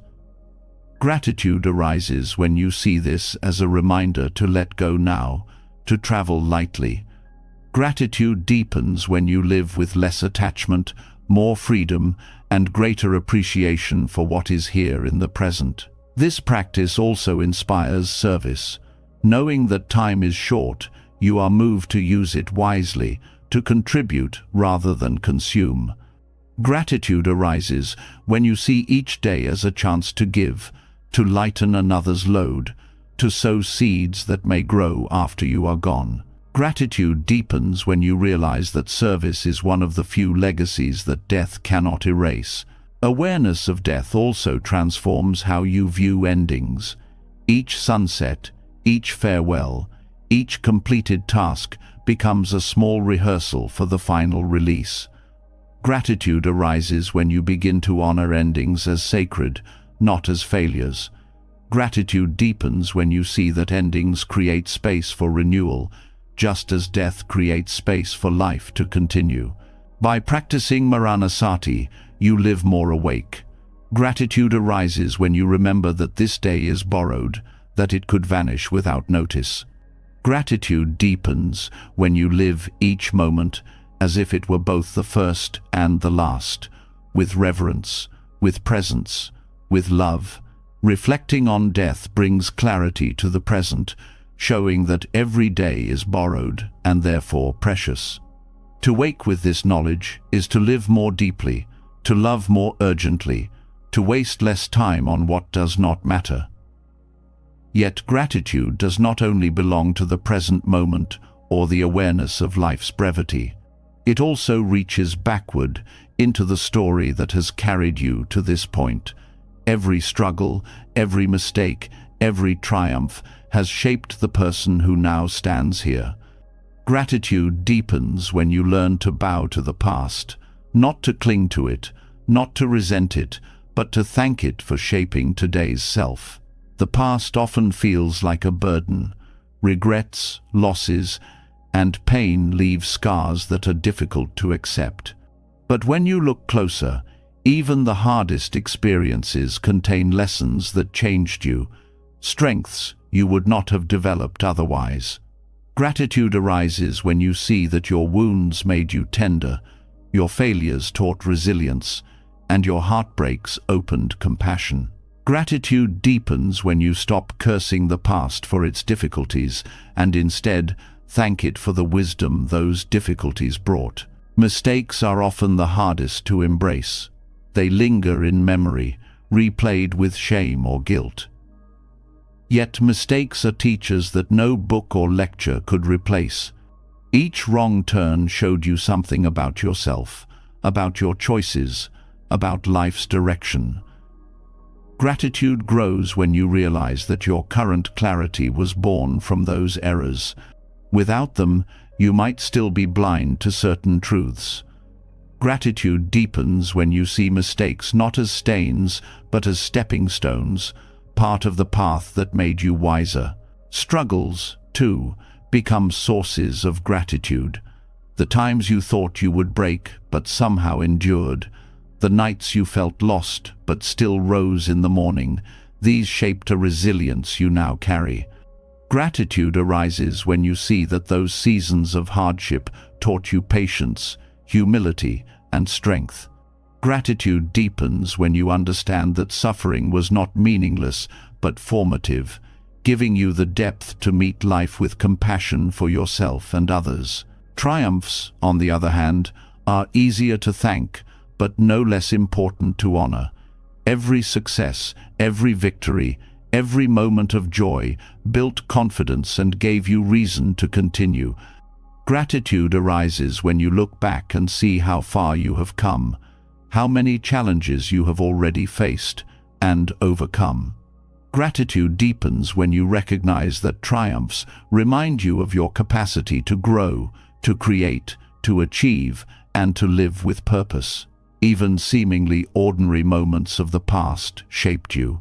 Conversations, friendships, books, and places, all of them left imprints. Gratitude grows when you recognize that the person you are today is not separate from these influences. Gratitude deepens when you realize that nothing was wasted, that even the smallest encounter contributed to the whole of your becoming. Thanking the past also teaches forgiveness. Gratitude arises when you soften toward your younger self, who acted with limited understanding but did the best possible at the time. Gratitude deepens when forgiveness replaces judgment, when you can look back and say, "Thank you for trying, even when you failed." This shift transforms regret into compassion, allowing gratitude to flow even for the parts of your history you once rejected. The past also connects you to lineage. Ancestors, teachers, and those who came before all shaped the conditions of your life. Gratitude arises when you remember that your path is not yours alone, but built on countless lives lived before you. Gratitude deepens when you honor their struggles, knowing that without them you would not be here. Thanking the past becomes not just personal but collective, an acknowledgement of the web of lives that carried you forward. This practice also dissolves resentment. Gratitude arises when you see that even those who hurt you shaped your growth. Even those who opposed you pushed you toward strength. Gratitude deepens when you understand that their role, though painful, contributed to your wisdom. Thanking the past does not mean condoning harm, but it means recognizing the lessons that suffering left behind. Thanking the past also strengthens resilience for the future. Gratitude arises when you look back and see how much you have already survived. Gratitude deepens when you realize that those experiences prepared you for what is to come. The past becomes a source of courage, reminding you that if you endured then, you can endure again. This practice also enriches joy. Gratitude arises when you recall moments of laughter, connection, and love that carried you through. Gratitude deepens when you realize that joy was always present, even in difficult seasons, and that these moments of light sustained you. Thanking the past for joy teaches you to notice and honor joy more fully in the present. By thanking the past, you also free yourself from clinging. Gratitude arises when you appreciate what has been without demanding that it return. Gratitude deepens when you release nostalgia and instead hold memories as gifts, complete in themselves. This freedom allows you to move forward without chains, carrying gratitude instead of longing. The practice also cultivates humility. Gratitude arises when you admit that you are not self-made, that your life was shaped by countless conditions. Gratitude deepens when you bow to the complexity of causes that formed you, recognizing that every chapter of your past, whether chosen or not, contributed to the present self. Thanking the past also teaches presence. Gratitude arises when you see that the past has already given its gifts, that today is where those gifts are meant to be lived. Gratitude deepens when you stop reliving old stories and instead honor them by embodying their lessons now. The past becomes not a prison, but a foundation, steadying you in the present. This reflection also fosters compassion for others. Gratitude arises when you recognize that everyone carries a past filled with struggles, mistakes, and triumphs. Gratitude deepens when you treat others with the same compassion you have learned to give yourself, honoring their journeys as worthy of respect and understanding. Thanking the past also reshapes how you see time. Gratitude arises when you understand that life is a continuum, each moment shaping the next. Gratitude deepens when you see that the present is not separate from the past, but it's flowering. Every joy, every sorrow, every lesson blooms into now, and gratitude flows when you see that none of it was wasted. To thank the past is to honor life in its entirety. Gratitude arises when you bow to every moment that brought you here, when you embrace even the parts you once wished to erase. Gratitude deepens when you see that nothing could be left out, that the whole of your history shaped the whole of who you are. Thanking the past allows you to see how every struggle, mistake, and triumph carved the ground beneath your feet today. Gratitude blooms when you embrace those chapters, not as chains to hold you, but as roots that gave you strength. Yet if gratitude for the past steadies you, there is another step that frees you even more fully, the practice of meeting life as though for the first time. This is Shoshin, the beginner's mind. To live with beginner's mind is to release the burden of old judgments and fixed ideas, to look at each experience with openness and curiosity. Gratitude deepens when you stop expecting life to repeat itself and instead allow it to unfold fresh in every moment. Beginner's mind teaches you that knowledge, while useful, can sometimes narrow your vision. The more you think you already know, the less you truly see. Gratitude arises when you let go of rigid certainty and open yourself to wonder again. Gratitude deepens when you realize that every sunrise, though familiar, is new. Every conversation, though with the same person, is different. Every breath, though countless, is unrepeatable. The beginner's mind transforms routine into miracle. This practice is not about forgetting the past, but about not being imprisoned by it. Gratitude arises when you release the weight of past disappointments, allowing yourself to meet the present without the shadow of old pain. Gratitude deepens when you stop comparing today to yesterday and instead receive it as unique. Each moment becomes worthy of thanks because it has never happened before and will never happen again. Shoshin also teaches humility. To adopt a beginner's mind is to admit you do not have all the answers, that life is bigger than your understanding. Gratitude arises when you bow to this vastness, when you let yourself be a student of the world. Gratitude deepens when humility frees you from arrogance, opening the heart to constant learning.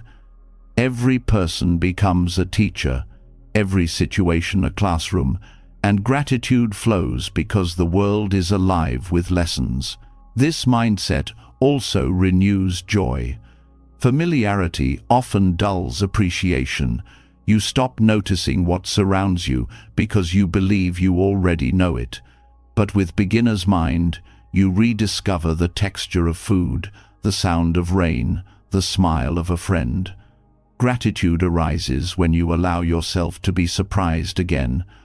Gratitude deepens when joy emerges not from novelty, but from seeing the ordinary with fresh eyes. Shoshin is especially powerful in relationships. When you think you already know someone completely, you stop listening fully, stop noticing their changes. Gratitude arises when you meet even the most familiar person with openness, acknowledging that they are new in each moment, just as you are. Gratitude deepens when relationships are renewed daily, free from the weight of assumptions. Every conversation becomes discovery, every gesture a chance to learn. This practice also teaches patience. Beginner's mind accepts not knowing as part of the path. Gratitude arises when you allow yourself to rest in uncertainty, trusting that understanding will unfold in its own time. Gratitude deepens when you see that life's richness is not in rushing to answers, but in being present with the questions. Adopting beginner's mind also transforms failure. Instead of seeing mistakes as final judgments, you view them as opportunities to start again. Gratitude arises when you see failure as a teacher, not an enemy. Gratitude deepens when you realize that every attempt is valuable, that every effort moves you closer to wisdom, even when the outcome is not what you expected. Shoshin also sharpens awareness of impermanence. Each moment is fleeting, and beginner's mind honors this truth by treating each one as precious. Gratitude arises when you recognize the fragility of now. Gratitude deepens when you live with attentiveness, savoring each experience without clinging, knowing it will pass. The practice also frees you from comparison. Beginner's mind does not measure today against yesterday or yourself against others. Gratitude arises when you release the constant habit of ranking and instead rest in presence. Gratitude deepens when you discover contentment, not in being better, but in simply being awake to what is here. Shoshin also fosters creativity. When the mind is not bound by rigid categories or old habits, new possibilities open. Gratitude arises when you experience the freshness of imagination, when you allow playfulness to return. Gratitude deepens when you see that creativity is not limited to art, but is woven into every choice, every perspective, every way of meeting life with openness. Beginner's mind also deepens compassion. When you let go of labels and judgments, you see people as they are, rather than as you assume them to be. Gratitude arises when you notice the humanity of each person more clearly. Gratitude deepens when compassion flows naturally from this clarity, when you respond to others not with preconceptions, but with genuine presence. This practice also teaches freedom from pride. Knowledge and experience can create walls that separate you from others, but beginner's mind breaks those walls down. Gratitude arises when you release the need to always be the expert, to always be right. Gratitude deepens when you allow yourself to be vulnerable, to ask questions, to remain open. This openness creates space for deeper connection and for true growth. Shoshin also shows you the abundance of life. When you meet each experience as new, you realize that the world is full of infinite variety. Gratitude arises when you stop dismissing life as repetitive and instead see its endless depth. Gratitude deepens when every day feels like discovery, every moment like a gift. The practice also nurtures resilience. Beginner's mind embraces change without resistance because it does not cling to fixed ideas. Gratitude arises when you see that flexibility allows you to adapt to life's shifts. Gratitude deepens when you realize that resilience is not about force, but about openness, about meeting each change as an opportunity rather than a threat. In daily life, beginner's mind turns ordinary routines into sacred practices. Walking becomes gratitude for movement. Eating becomes gratitude for nourishment. Listening becomes gratitude for connection. Gratitude arises when you notice these simple things anew. Gratitude deepens when you see that beginner's mind transforms not by adding more, but by helping you see what was already there. Ultimately, Shoshin reminds you that life itself is always unfolding, always fresh, always offering chances to begin again. Gratitude arises when you stop treating life as predictable and instead welcome its surprises. Gratitude deepens when you live not as someone who has already arrived, but as someone always learning, always growing, always starting. Approaching life with beginner's mind opens the door to wonder. You begin to see the world not as something already known, but as something endlessly alive and surprising. And once the mind is softened in this way, gratitude no longer belongs only to grand experiences or rare moments of joy. It begins to flow into the simplest details of existence: the sunlight filtering through a window, the sound of rain on the roof, the warmth of laughter, the stillness of silence. When you learn to notice these ordinary sights and sounds, gratitude deepens into a way of being, because life reveals its beauty not only in extraordinary moments, but in the countless small miracles that sustain you every day. Sunlight is one of the simplest gifts, yet so often ignored. It spills across the earth without demand, nourishing plants, warming skin, and marking the rhythm of time. Gratitude arises when you pause to notice its presence, the way it paints the morning sky, the way it shifts through the hours, the way it makes life itself possible. Gratitude deepens when you realize that without sunlight, nothing could grow, no breath could be taken, no joy could unfold. To see sunlight not as background, but as blessing, is to live in continual thankfulness. Rain is another teacher of gratitude. For some, it is an inconvenience, but with awareness, it becomes a miracle. Each drop carries the gift of renewal, nourishing soil, filling rivers, quenching thirst. Gratitude arises when you hear the rhythm of rain on leaves, on rooftops, on earth, recognizing it as the sound of life replenishing itself. Gratitude deepens when you see that rain is not interruption, but generosity, falling freely, asking nothing in return. Even the grayest days reveal abundance when you learn to thank the rain. Laughter, too, is often overlooked. It rises suddenly, unplanned, and dissolves tension in an instant. Gratitude arises when you recognize laughter as medicine, a reminder of lightness, even in difficulty. Gratitude deepens when you cherish the shared joy it creates, the way it connects hearts without need for explanation. Each burst of laughter is proof that even in a world of suffering, joy still finds its way through. To thank laughter is to thank the resilience of the human spirit. Silence, though less obvious, is no less miraculous. It frames sound, gives meaning to words, and provides rest for the mind. Gratitude arises when you recognize that silence is not emptiness but fullness, a space where awareness expands. Gratitude deepens when you learn to rest in it, to value its depth as much as noise. Without silence, there would be no music, no clarity, no peace. Gratitude grows when you begin to see silence as a living presence, always available, always nourishing. Ordinary sights also reveal abundance. The colors of leaves changing with the seasons, the patterns of clouds drifting across the sky, the flicker of candlelight in the evening, all are miracles often passed by unnoticed.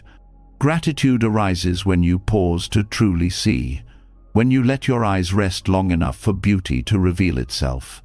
Gratitude deepens when you realize that wonder is not hidden but overlooked, that the world is always offering beauty to those who are willing to look. The same is true of ordinary sounds, the rustling of trees, the hum of bees, the flow of water, even the rhythm of footsteps, all carry the music of life. Gratitude arises when you listen with care, when you stop treating these sounds as background and start honoring them as reminders of connection. Gratitude deepens when you realize that every sound is fleeting, unique to that moment, never to be heard in the same way again. Each one is worthy of thanks. Even the breath itself carries its own sound, soft and subtle, reminding you of life's continuity. Gratitude arises when you hear this rhythm, steady and quiet, sustaining you without demand. Gratitude deepens when you realize that this sound will one day cease, making every breath now an irreplaceable gift. To thank the sound of breath is to thank life itself. rising and falling with each inhale and exhale. Ordinary encounters also hold beauty. The sound of footsteps in a hallway, the sight of neighbors passing by, the murmur of conversation in a cafe, all are pieces of a larger symphony of human life. Gratitude arises when you see these as signs of connection, of community, of shared existence. Gratitude deepens when you realize that these sounds and sights mean you are not alone, that you are part of a world alive with movement and interaction. Even the most mundane details, the clinking of dishes, the turning of pages, the creak of a chair, become sacred when viewed with gratitude. Each is a reminder of being alive, of interacting with a world that responds, that speaks back in countless small ways. Gratitude arises when you honor these simple exchanges. Gratitude deepens when you understand that life is built not of rare events, but of countless small moments, each carrying beauty if only you pay attention. Seeing beauty in ordinary sights and sounds also teaches patience. Gratitude arises when you slow down enough to notice the play of light, the texture of fabric, the rhythm of a bird's call. Gratitude deepens when you realize that life does not need to be extraordinary to be meaningful. Presence reveals that the extraordinary is already here, woven into the ordinary. This practice also teaches humility. Gratitude arises when you realize that the world offers endless gifts without your effort. The sunrise, the rain, the laughter of others. Gratitude deepens when you bow inwardly to this generosity, recognizing that much of what sustains you is given freely, without condition. Gratitude for ordinary sights and sounds also transforms suffering. Even in difficulty, you can find moments of light, a warm patch of sunlight on your skin, the sound of wind moving through trees, a child's laughter breaking tension.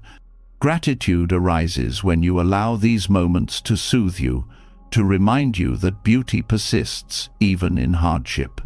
Gratitude deepens when you recognize that life always carries both struggle and wonder, and that noticing the wonder sustains you through the struggle. By honoring ordinary sights and sounds, you begin to live more fully. Gratitude arises when you stop rushing past the details and start resting in them. Gratitude deepens when every day feels rich, not because of grand events, but because of the depth you bring to simple moments. Noticing beauty in the ordinary softens the heart, teaching you that life's treasures are not hidden in faraway places, but present in every sight, every sound, every fleeting moment. Yet gratitude can go even deeper, reaching into the very nature of who you believe you are. For beneath the ordinary lies the most profound of Buddhist insights, anatta, the truth of non-self. To realize non-self is to see that the I you cling to is not fixed or permanent, but a flowing constellation of causes and conditions. Gratitude arises not from defending the ego, but from releasing it, from awakening to the freedom that comes when the walls of separateness dissolve. The idea of self feels solid. You grow up with a name, a body, a story, and it becomes easy to believe that this collection is permanent, unchanging. Yet when examined closely, none of it is fixed. The body is constantly renewing itself, the mind is always shifting, and even your identity evolves through time. Gratitude arises when you realize that you are not trapped in one rigid definition. Gratitude deepens when you see that non-self is not erasure, but liberation, giving you the freedom to change, to grow, to be more than the roles and labels you once clung to. This realization also dissolves the burden of ego. Much of suffering comes from defending the idea of me, my pride, my status, my possessions. When you begin to see that this me is not solid, gratitude arises because the struggle softens. Gratitude deepens when you discover that without the constant weight of ego, life feels lighter, more open. You no longer need to prove yourself endlessly, because there is no fixed self to protect. Non-self also awakens compassion. When the walls between me and you soften, gratitude arises for the interconnectedness of life. Gratitude deepens when you realize that others are not separate from you, but part of the same flowing web of existence. Their suffering is not alien but shared, their joy not distant but resonant. Gratitude grows when you see that caring for others is not duty, but recognition that their life and your life are inseparable. Realizing non-self also changes how you view mistakes. When you believe in a solid self, failures feel like permanent stains on who you are. But with non-self, you see that no single act defines you, that identity is fluid. Gratitude arises when you release the weight of past errors. Gratitude deepens when you see mistakes as part of the stream of conditions, moments that teach without condemning. You thank them for shaping growth, but you do not cling to them as unchangeable truths. This insight also transforms your relationship with possessions. The ego clings to objects as extensions of self, my car, my home, my things. But when self is seen as empty, the hold weakens. Gratitude arises when you realize possessions are not who you are, that you can live with less without losing yourself. Gratitude deepens when you see that freedom from ownership allows you to appreciate objects for their function and beauty without letting them define you. Non-self also teaches humility. The idea of, I did this, I achieved this, is softened when you see that everything arises from countless conditions. Your successes are not yours alone, but the result of teachers, parents, communities, and even the elements of nature that sustained you. Gratitude arises when you bow to this truth, recognizing the network of support that makes life possible. Gratitude deepens when humility becomes natural, when you thank not only people, but the whole universe for your very being. This perspective also eases conflict. Many arguments arise from clashing egos, each defending its identity. Realizing non-self softens the need to win, the need to prove. Gratitude arises when you let go of defending I, and instead listen with openness. Gratitude deepens when conflicts transform into opportunities for understanding, when relationships heal through humility rather than pride. Non-self also changes how you view impermanence. When you cling to a fixed self, aging and death feel terrifying, as if something solid is being destroyed. But when you see that the self was never solid to begin with, gratitude arises for the flow of life. Gratitude deepens when you accept aging as transformation, death as return, and each stage of existence as part of a larger unfolding. This realization also enhances joy in the present. Without the heavy burden of I and mine, you meet experiences more freely. Gratitude arises when you savor without clinging, love without possession, act without demand for recognition. Gratitude deepens when joy is found not in ownership, but in participation, in being part of life's flow. Non-self also dissolves comparison. Ego constantly measures, am I better, worse, greater, smaller? But with non-self, these comparisons lose their grip. Gratitude arises when you release the need to compete. When you stop binding your worth to others' paths. Gratitude deepens when you appreciate your journey as unique as one expression of countless conditions, neither superior nor inferior, but simply alive. The practice also reveals resilience. Ego fears change, but non-self welcomes it, knowing that identity is fluid. Gratitude arises when you adapt to shifts without fear of losing yourself. Gratitude deepens when you see that resilience is not resistance but openness, a willingness to let go of rigid identity and meet life as it comes. Realizing non-self also transforms love. Ego often makes love about possession, about you are mine. But when you release self, love becomes freer, more expansive. Gratitude arises when you experience love without grasping, caring without controlling. Gratitude deepens when you see love as a gift of connection, not a property to defend. Even suffering is softened through non-self. Pain feels unbearable when tied to identity. This is happening to me. But when the self is seen as fluid, suffering becomes part of the flow, not a fixed condemnation. Gratitude arises when you see that suffering too changes, that it does not define you. Gratitude deepens when compassion arises from this understanding, for yourself and for others who suffer. Non-self also opens the door to wonder.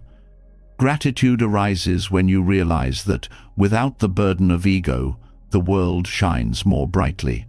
Gratitude deepens when you see that life itself is miraculous, that each moment is a gift, not belonging to you, but offered by existence itself. Living with gratitude for non-self does not erase individuality, it reveals into being. Gratitude arises when you see yourself not as isolated, but as part of a living whole. Gratitude deepens when you live lightly, humbly, openly, aware that the boundaries of self are illusions, and that life is richer when those walls fall away. Seeing through the illusion of self dissolves the walls that once kept you separate and heavy.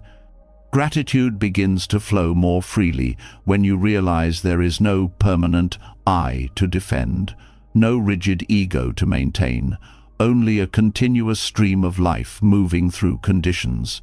Yet even this insight does not arise on its own. It is the fruit of teachings passed down through centuries, preserved and shared so that countless seekers could awaken to truth. The Dharma is not just a set of ideas, it is a timeless gift, a guiding light that shows the way to gratitude itself. To honor the Dharma is to bow to the wisdom that makes freedom possible, to recognize that without it, these realizations would remain hidden in darkness. The Dharma is precious because it points to reality as it is. The world is full of noise, opinions, and illusions, but the teachings cut through confusion and reveal clarity. Gratitude arises when you see that the Dharma is like a mirror, showing you life as it truly is, rather than as you wish it to be. Gratitude deepens when you realize that this guidance spares you from wandering endlessly in ignorance, that it provides a path where otherwise there would be only uncertainty. The teachings are timeless because they speak not only to monks in ancient forests, but to every life, in every era. Gratitude arises when you notice that the same wisdom that calmed the minds of seekers thousands of years ago can also soothe the restlessness of today. Gratitude deepens when you realize that truth does not expire, that impermanence, compassion, mindfulness, and interdependence remain as relevant now as they were then. The Dharma also gives language to experiences you may feel but cannot name. Without it, awareness of impermanence, non-self, or compassion may appear vague or fleeting. The teachings crystallize these truths, turning them into practices that can be cultivated. Gratitude arises when you see that the Dharma offers not only insight, but method. Gratitude deepens when you recognize that it provides tools you can actually use to transform your life, rather than leaving wisdom as abstract thought. The Dharma is also a gift because it is freely given. Unlike treasures guarded for the few, the teachings have been shared across centuries without demand for ownership. Gratitude arises when you realize that this wisdom has been preserved not for profit, but for the benefit of all beings. Gratitude deepens when you remember the countless generations of practitioners who safeguarded it, memorized it, lived it, and transmitted it so that you might receive it today. The teachings also serve as a compass in moments of confusion. Life presents choices, conflicts, and difficulties that easily overwhelm. The Dharma points toward compassion, patience, and clarity as guiding principles. Gratitude arises when you experience the relief of direction in times of chaos. Gratitude deepens when you realize that with the Dharma, you never walk entirely blind. You always have a light to guide you through uncertainty. The Dharma also humbles the mind. Gratitude arises when you realize that the wisdom you follow is larger than your individual opinions or preferences. Gratitude deepens when you allow the teachings to reshape you, to challenge your assumptions, to expand your understanding beyond what your ego clings to. By surrendering to the Dharma, you grow not smaller, but freer. The teachings are also a refuge. In times of suffering, the Dharma offers solace by reminding you that pain is part of life, but not the entirety of it. Gratitude arises when you see that the Dharma does not deny suffering, but shows how to transform it into wisdom. Gratitude deepens when you find comfort in knowing that no matter the weight of hardship, the teachings provide a path to relief. The Dharma also teaches balance. In a world that swings between extremes of indulgence and denial, it offers the middle way. Gratitude arises when you discover the steadiness this brings, when you no longer feel pulled apart by opposing forces. Gratitude deepens when you recognize that balance is not mediocrity, but harmony, a way of walking with both freedom and responsibility. The teachings also nurture compassion. Gratitude arises when you see how the Dharma trains the heart to move beyond selfishness, to feel the suffering of others as your own. Gratitude deepens when you experience the joy of living with kindness, when you realize that compassion is not weakness, but strength, a strength born from wisdom rather than pride. The Dharma is also timeless because it adapts without losing its essence. Gratitude arises when you see that the teachings can be practiced in a temple, at home, at work, or in silence.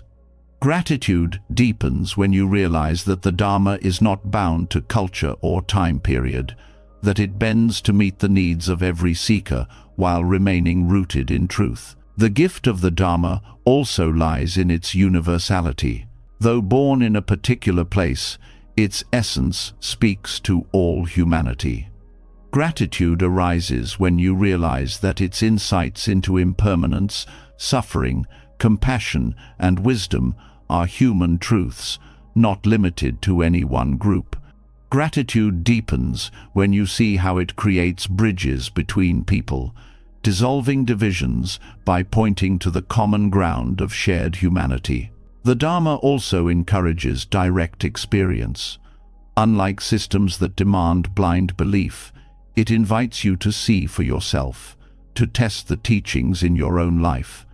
Gratitude arises when you realize that you are trusted with this responsibility, that you do not need to surrender reason, but to cultivate awareness. Gratitude deepens when the teachings prove themselves through lived experience, showing their truth not through authority, but through transformation. This guidance also protects from despair. In a world filled with conflict and suffering, it is easy to feel hopeless. The Dharma reminds you that suffering is not the end, but the doorway to awakening. Gratitude arises when you see that even pain carries meaning within this framework. Gratitude deepens when you recognize that no matter how heavy life feels, the Dharma keeps the path open to peace. The Dharma also teaches interbeing. Gratitude arises when you understand through its wisdom that you are never alone, that your life is woven into a fabric of causes and conditions. Gratitude deepens when you realize that this interconnectedness means every action matters, Every choice has power, and every moment is alive with possibility. Honoring the Dharma also means honoring those who carried it before you. Gratitude arises when you consider the monks, nuns, teachers, and practitioners who preserved it through wars, famines, and exile. Gratitude deepens when you realize that their sacrifices ensure you can hear these teachings today. To practice the Dharma is to keep their gift alive, to become part of an unbroken chain of gratitude stretching across centuries. The Dharma is a timeless gift because it not only reveals truth, but continually points you back to gratitude itself. Gratitude arises when you realize that every teaching, the impermanence of life, the freedom of non-self, the compassion of the Bodhisattva path, returns you to thankfulness for being alive. Gratitude deepens when you see that the Dharma is not separate from gratitude, but its foundation, its guide, and its expression. As this journey comes to a close, take a moment to feel the quiet truth running through all these teachings. Gratitude is not a single act, not a polite word, but a way of living.